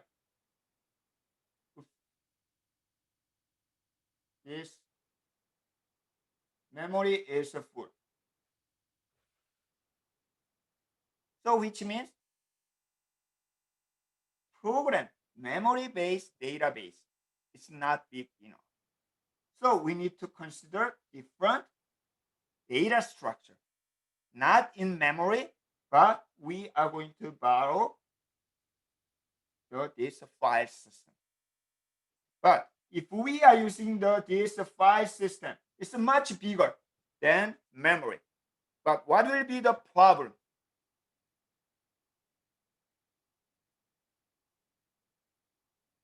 Too slow. That is the biggest problem. Yes, correct. It's slow. So how can we make it faster to access the data from the file system? Efficient organization. efficient organization means different wording. So like just an array, I actually don't know. Well, when just an array, it's tough because you have to iterate through the whole thing to find something. So what we want to do is we want to structure the data so you don't have to scan through the whole thing, but rather know where what you're looking for is going to be. There can be one solution, but overall, think about whenever we have a problem on computer, the only solution is data structure. We need to find the different data structure, different organization of the data. So we cannot use this kind of data structure array or the stack. We cannot use it for the file system because it's a file system itself is slow.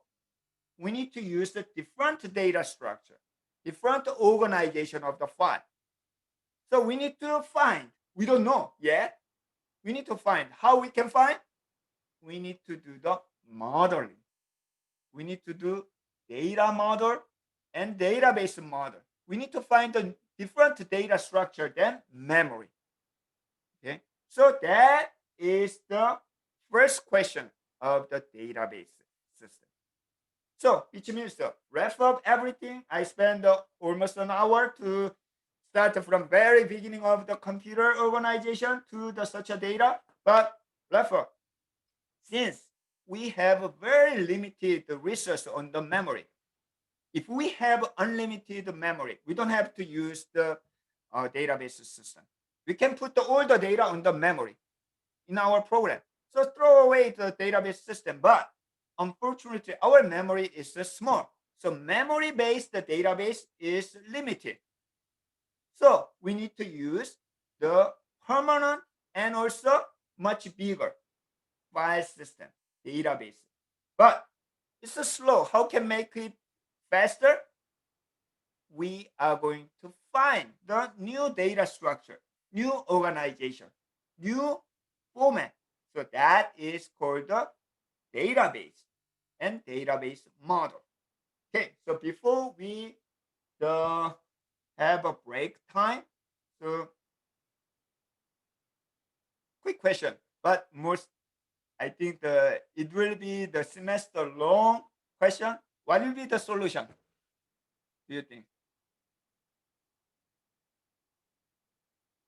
Could you repeat that? So what will be the solution? So database, if we think about the new data structure for the file system, so can you imagine what will be the solution? Just a very high level or the roughly. So what do you think?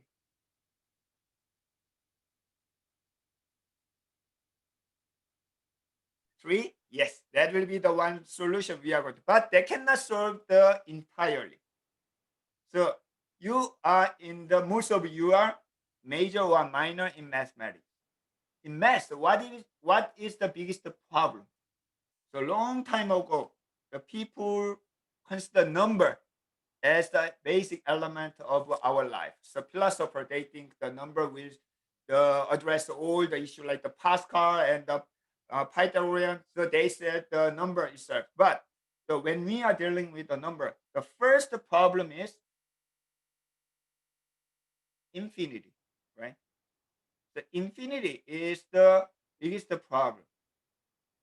So if we have the limited number, so our life will be much easier, right? But the unfortunately number itself, the first problem is infinity. How can we believe a plus b is equal to b plus a in natural number? Did you check everything? No, nobody checked. But we believe because it's proved. How do you prove? Commutative rule and such a thing. How did you prove? How people prove such a thing is the infinity number? Have you ever thought about that? What's logical analysis and stuff like that, right? Yes. Then the analysis, first you need to define one. You need to learn my favorite subject in math. Calc? That. I said the set theory was my favorite subject, right? So that is the reason before you start the main subject of the math, you need to take the set theory. Set theory provide what? Kind of fundamental, basic.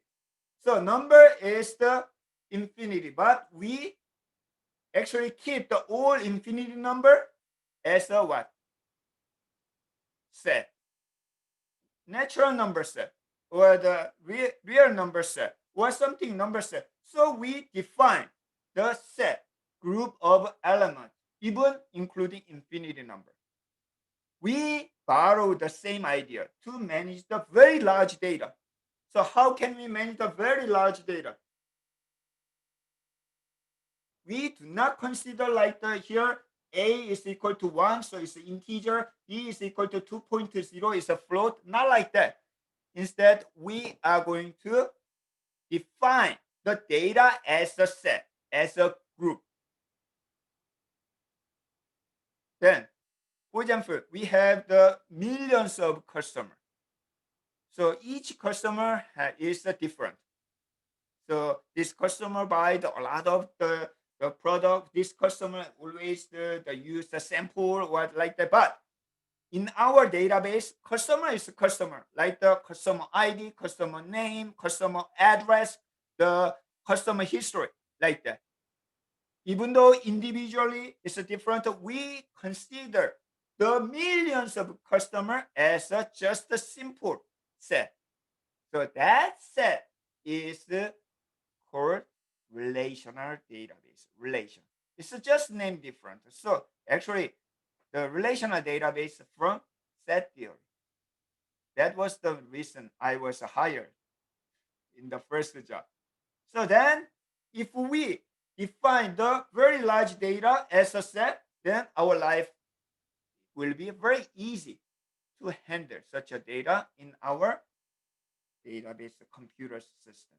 So that is the kind of the overview of the database course that we are going to cover throughout the semester. Okay, so we are going to have the 8-minute break. So we will be back the 7:50, then the continue for the introduction part of the database.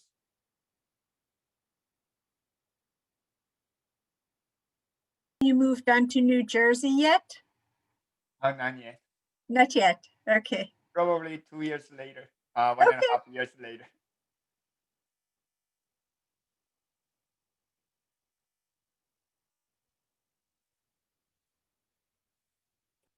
Okay, so let's continue the second part of the first class. So I know not easy to. I think that is my first time to do this kind of the discussion using Zoom. So it's fun to talk about the kind of the from very basic introductory of the computing to the what we are doing.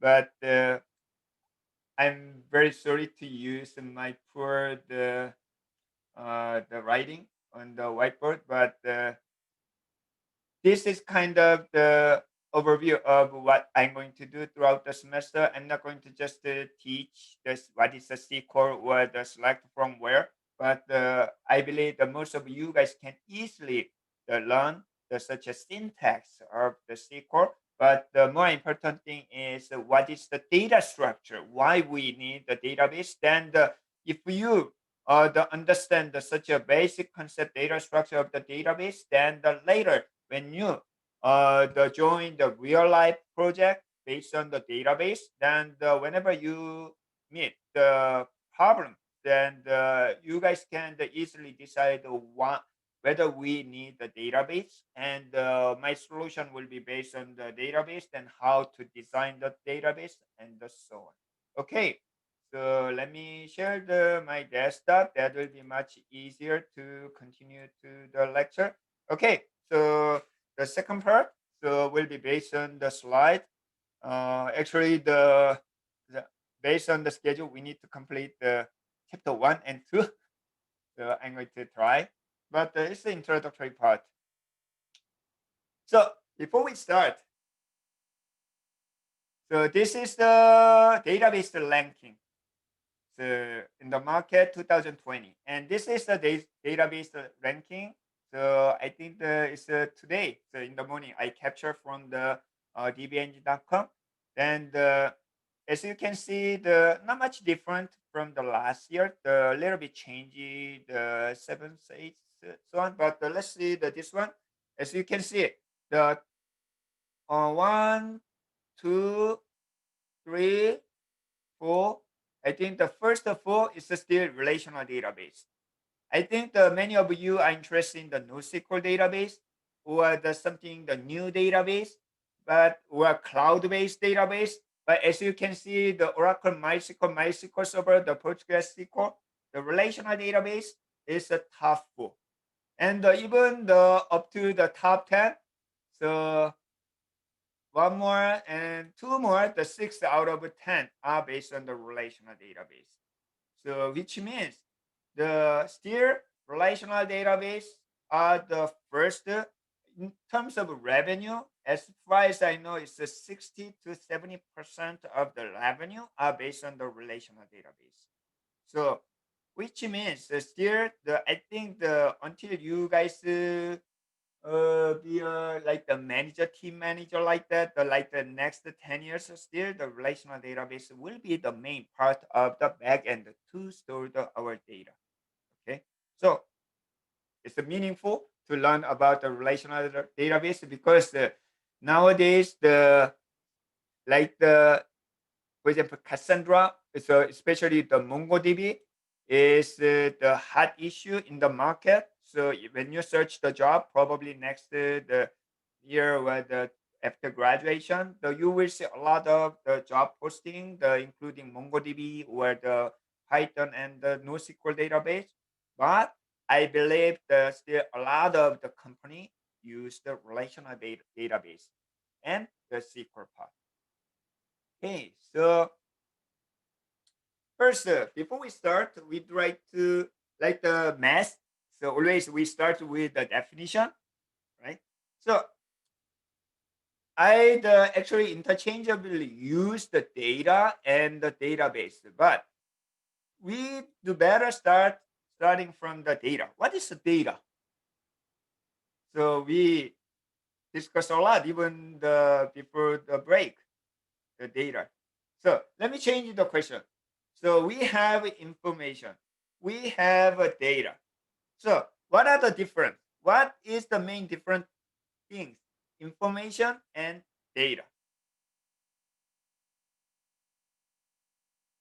Data has some kind of structure encoded into it, whereas information is like a more raw form of it, so to speak.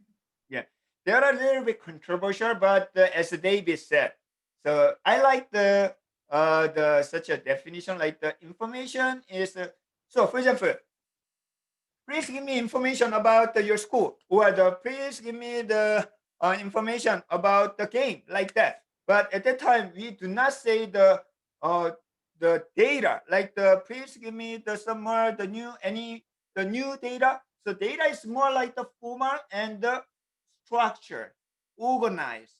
Okay, while the information are everywhere, right? So what we want to do is the kind of information is the everywhere. So we are going to build something data. Why? So computer, this is a computer.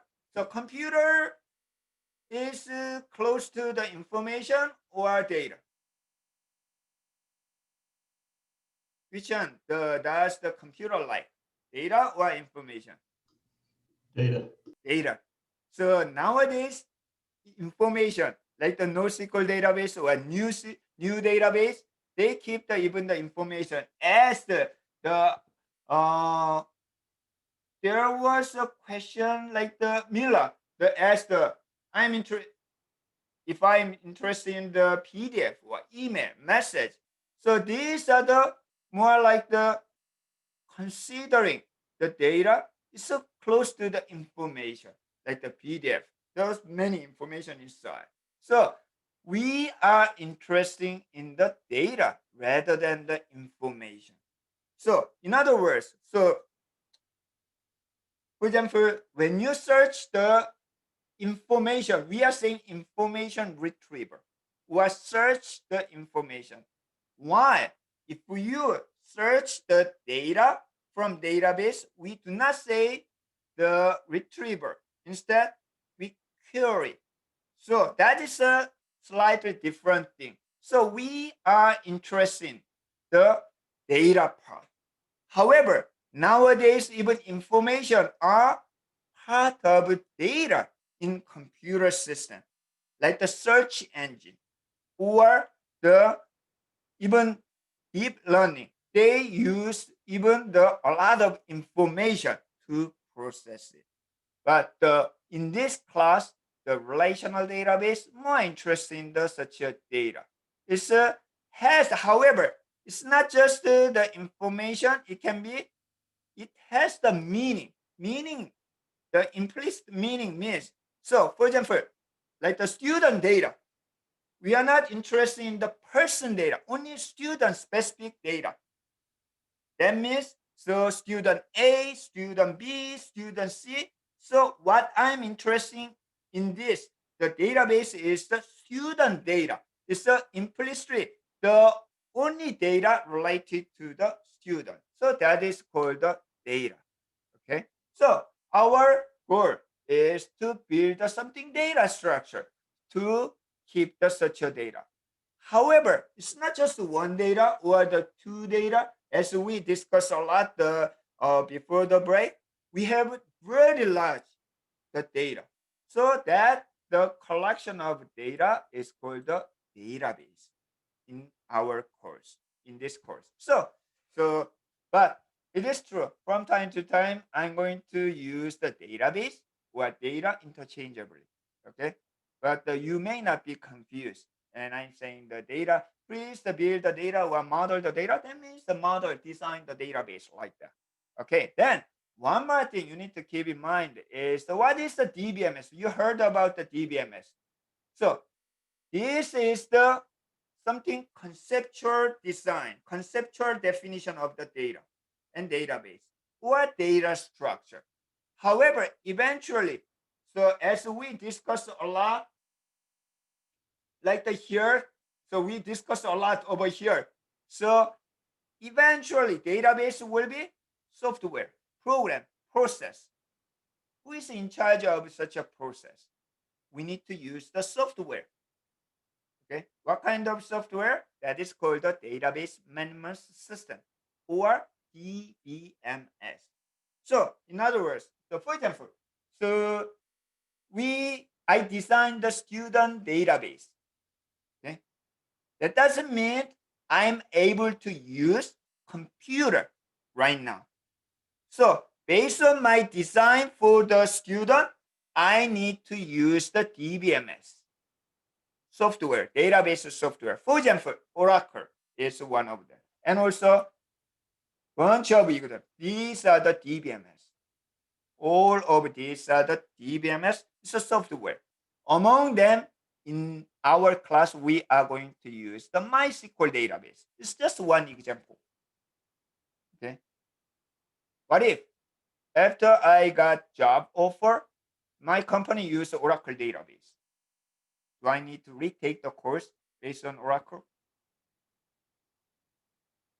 You don't have to, because Oracle MySQL, as long as it's called relational,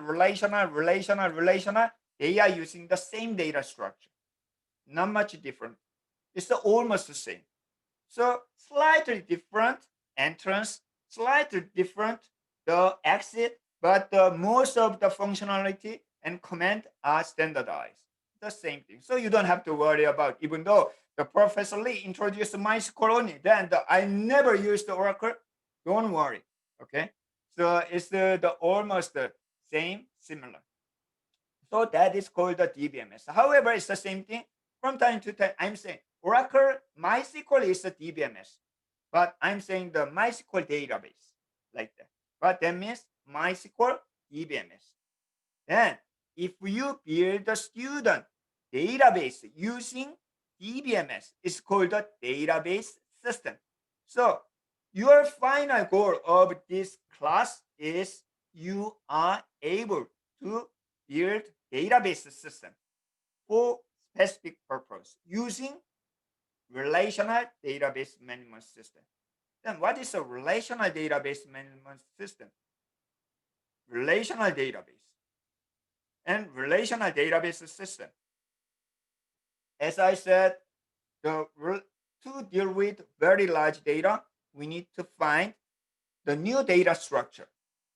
One of them is relational model, which is based on the set theory.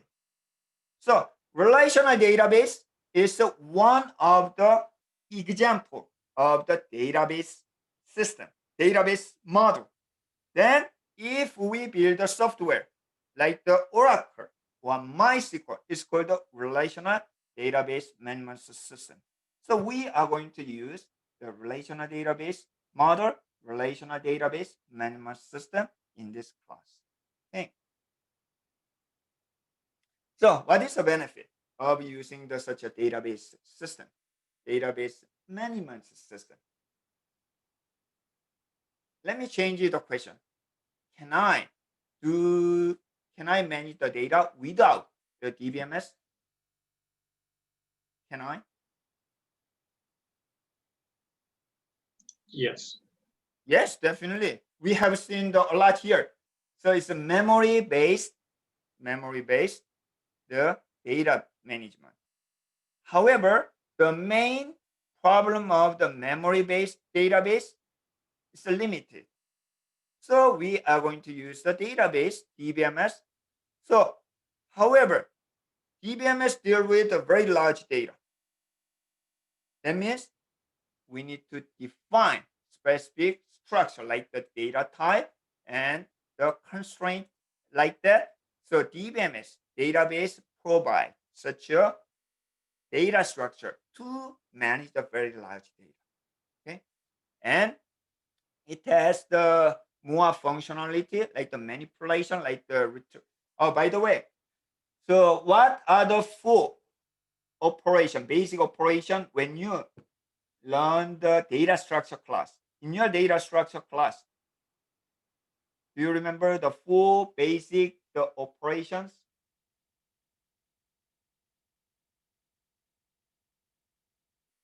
CRUD, yes, it's correct. Create, insert, right? R, read, retriever, okay, select, and you update and delete. Actually, the update is the combination of what? Delete and insert. But we consider update is another operation, full operation. So database provides CRUD, full basic operation also.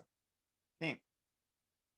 Eventually, SQL will be CRUD, create, read, update, and delete operation. And other functionality means like the backup, because most of the when we have the very large data, like for customer, it's very important. We need to back up in case of disaster or failure. We need to restore. So backup and recovery. Also, how many users are accessing your database? Many, because it's the centralized source of the data. A lot of application and the user are accessing. What will be the problem when many users access the same data?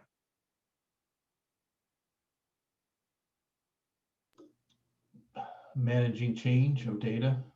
Changing also is make race condition. Race condition means many users access the same data. Then what will be the output? So we cannot guarantee. It's called the synchronization issue.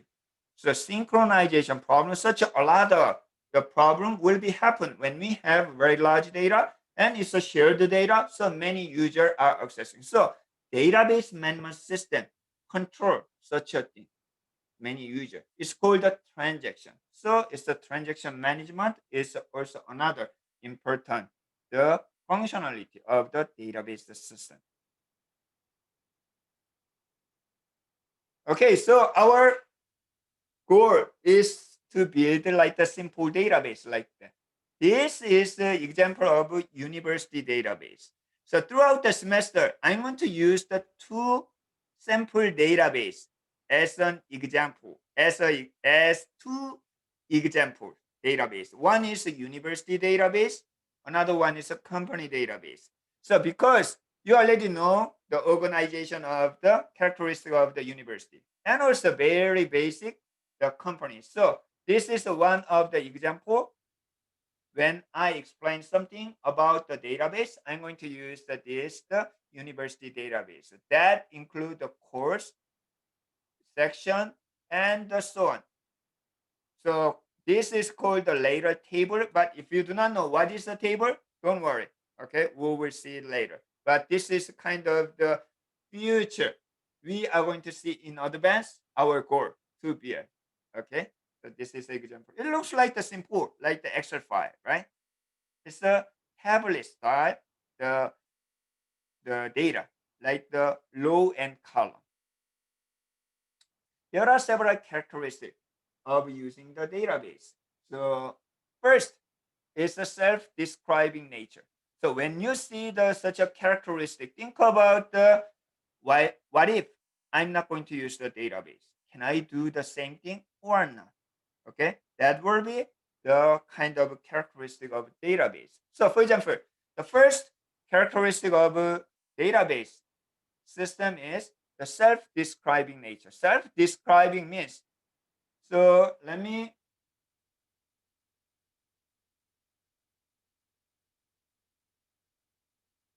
So in my case, I manage my friend and the contact list as actually TXT file. Believe it or not, even I'm not using the Excel file. On the text file, I put my father's name and his phone number, mother's name, and so like that. So this is the most convenient way for me. And my friend name and the address, sometimes the telephone number, like that. If I create the Python program, okay, to read the data and to update the data, to insert the new data using text file, what am I supposed to do?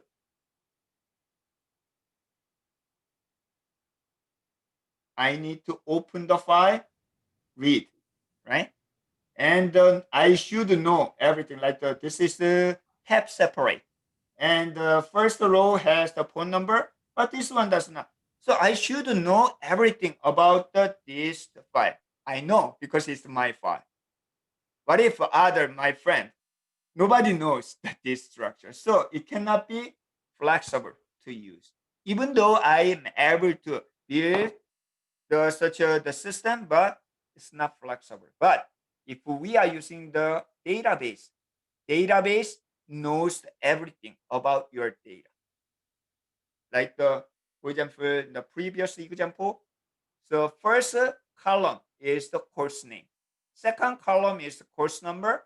Third column is credit hour. And last one is the department. So if somebody followed this order, it can be inserted the next one like that, which means your database information are already stored at your database. So you don't have to worry about the detailed structure.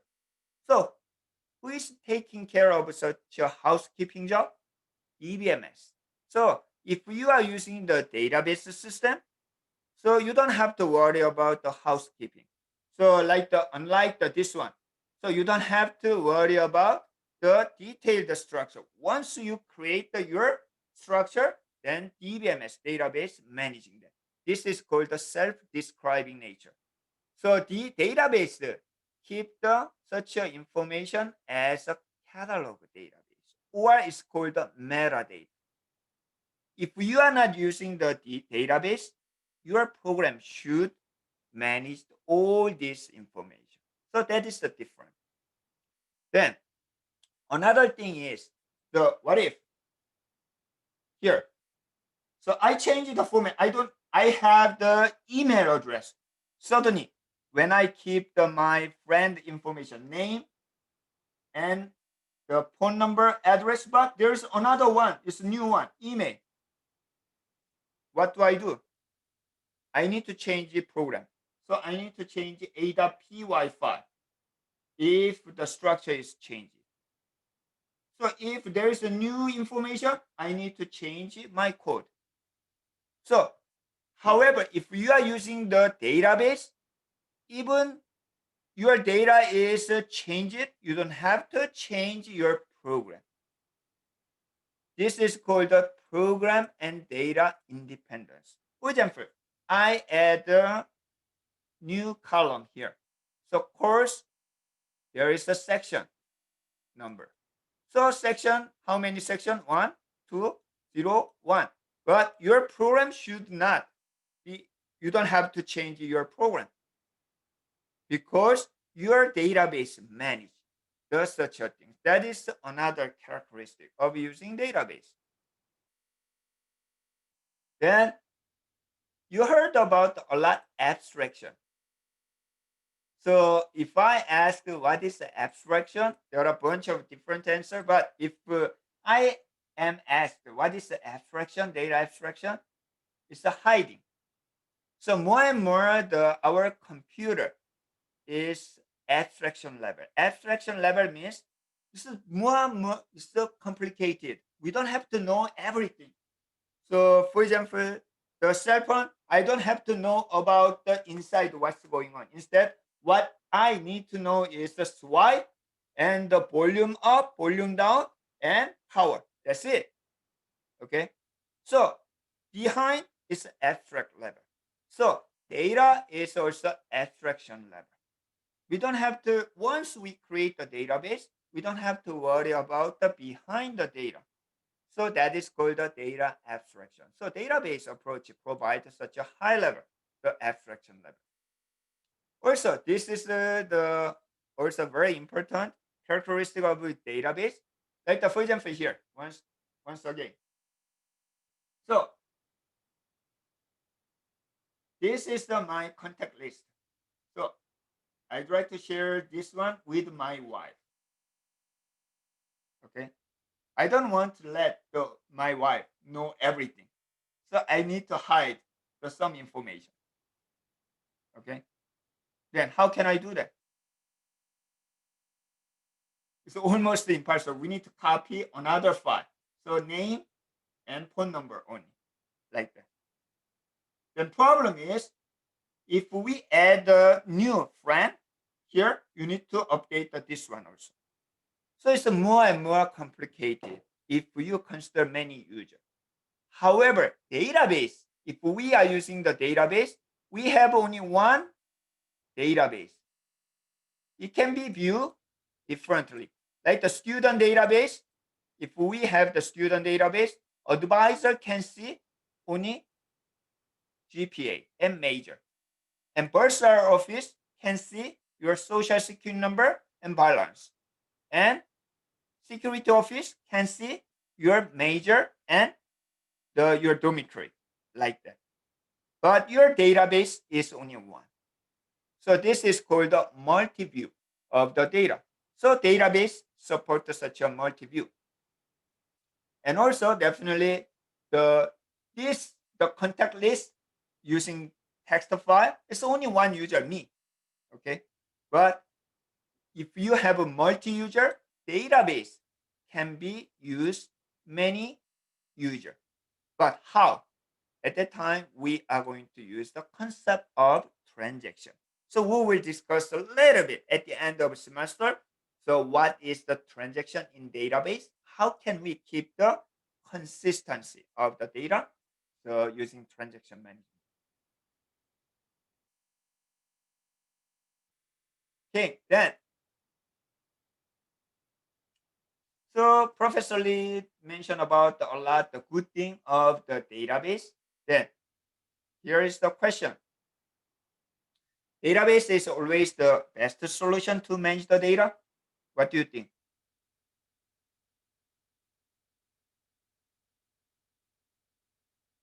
Database is always good and the best solution to manage the data? No. Probably not. So nobody use the database system right now for personal use, right? Because when you have a small amount of data, okay, you don't have to use the database, okay? We do better use the database when we have very large database. When I'm saying the very large, it's the very subject. So it's about the terabyte level to the several megabyte, you don't have to. 100 megabyte, you don't have to. But the gigabyte level and terabyte level or petabyte level, even petabyte level, little bit risky. So up to the several petabyte, you can use a relational database. What if over petabyte level? At that time, we need to talk about the big data. Okay, so very large and big is big, but in computer science, especially database area, very large database means it's a relational database level, like up to petabyte, several petabyte. But over petabyte, like the Facebook database or Google database, such a database is the big data level. So relational database cannot take care of such a big data. But so if you have a small amount of data, like the several hundred megabyte, you don't have to use the DBMS. It's more expensive. And because when you install the database system, you should maintain the quality of the data by hiring administrator, and you need to pay to the cloud and so on. So it's more expensive. So you need to think about the size and cost and the requirement. And also, one of the main reason of using the database system, if we ask to the CEO or CIO, they said, my data is very important. Should we secure it? So that is the reason we are using database. Unfortunately, in terms of security, database is not the really the secure. Okay, we will see the little bit the why the later, but the database. So you need to think about. So one of the example is the SQL injection has been used a lot for the hacker. The hacker uses SQL on the username and password, then they can get the all customer data like that. So we will see a little bit about that later. Okay. And anyway, if we are using another software, another thing, it will be overhead, right? So using database is another the burden in your system. So if you cannot use the DBMS, but you still keep the same the performance, then you don't have to use. But mostly when you have a very large amount of data and high volume of transactions, so at the time you can use the DBMS, database management system. But nowadays, little bit change the story because of cloud. So cloud, you don't have to hire the database administrator. So it's a fully managed. So they are managing your database. However, that's not free. You need to pay. So you need to juggle the money you have. You can the afford, and also the how much what kind service level you want. Then leverage. Then find the best solution like that. Okay. So then that is the chapter 1. Then move on to the chapter 2. Oops, where is the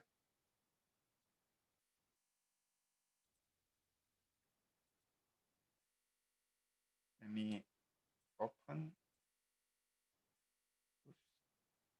By the way, one time when I was a database administrator, so from time to time I consult the company who own the database system, database management system, because they cannot afford the salary of the administrator. So they invite me to check the system like that.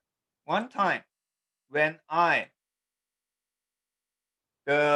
check the system of the small company, their total size of the data is less than 100 megabytes. Even many of the data, not the big portion of the data is the history data. So some 1 or 2 megabytes of customer data is the important. So I suggest you don't have to use, you don't have to pay the money to the Oracle for this small amount of that. Instead, you can use the Excel file even. You can use the something access small the database like that. So size of data is the biggest portion when you determine whether you are going to use the database or not. Okay. So in this semester, what we're gonna do is, as I mentioned, so we are going to start from the information. So let me change it. Okay. So we have information here. So like the student information or hospital information, so any information for your project, then our goal is to build a database using relational database. Then how can we do that?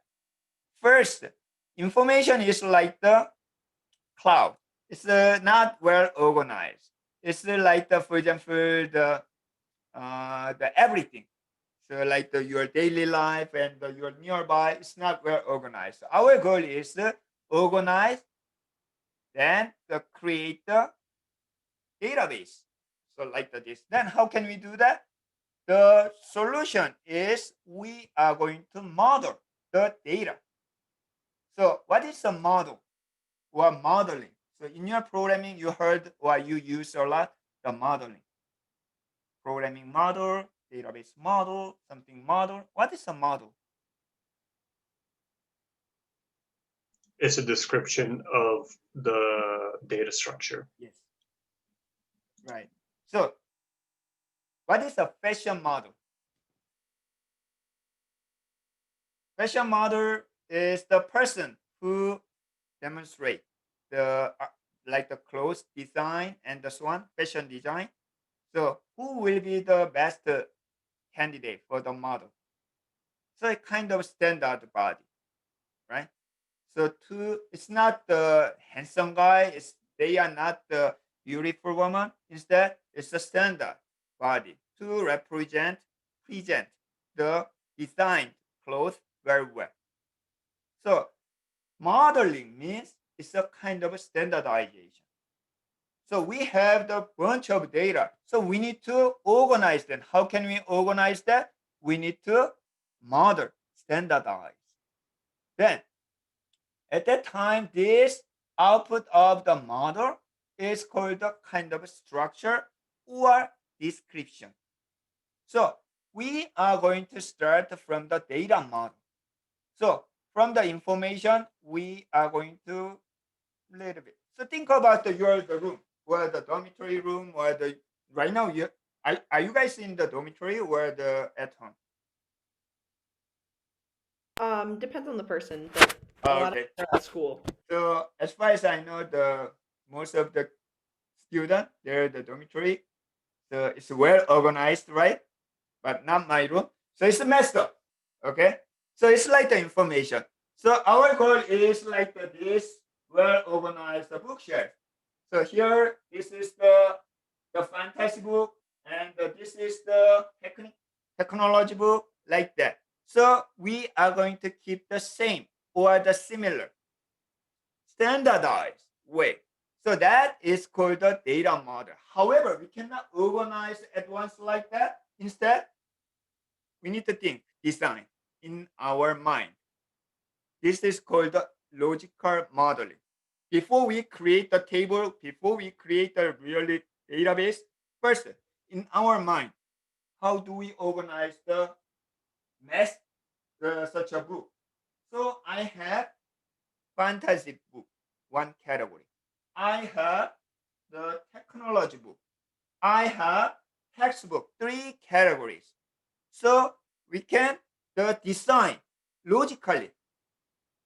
So we don't have to create directly organize the book yet, just in your mind, in my mind. So there are three categories. So this is called the logical modeling. So we are going to start such a logical model, which is called the data model. So this is called the data model. Output of the data model is sometimes the diagram. Okay, so like for example here, this is the fantasy book, and this is the technology book. This is the textbook. So three category I have. So all of these are book like this and the book. Have you ever seen this kind of diagram? It's kind of UML diagram. So it's a superclass and subclass like that. So actually the UML object-oriented modeling. So it's the modeling. So we are going to start from such a modeling. Okay, so there are different types of model. So in your textbook, it mentioned about the implementation or self-describing. The Dr. Elman, sorry, make the detail. You don't have to worry about. But on the conceptual model and physical data model. So conceptual modeling means it's called the high level or schema. Like I'm going to categorize my book as three conceptually: technology, fantasy, and textbook. This is a conceptual modeling. Physical modeling means first layer is the fantasy book. Second layer is the technology book. Third layer is the textbook. So physically, you are going to design this model. That is called the physical modeling. Sometimes it's called the low-level modeling. Sometimes it's called the internal level modeling. So we are going to do the both of them. So if you search the job, sometimes you can see the 3 years experience of conceptual modeling or the 4 years experience of the physical level modeling like that. So we are going to pretend such a conceptual modeling and the physical modeling throughout the semester. Okay. So next class, I'm going to cover the last part of the chapter 2. And also, we are going to start the first one, data model, logical modeling first. Okay. So one more thing is do I need a programming skill or do I need any background in the computer science for the logical modeling? No, absolutely not. More important thing is domain knowledge. So that is a reason. Do you know who is in charge of the logical modeling in the market? Your project? Not computer scientist, not data analyst. Instead, CPA. Because they know the money flow. They are the best one who know in the company. In the company, the most important part is how the money is going and how to organize. So they know the company organization. HR is a little bit different.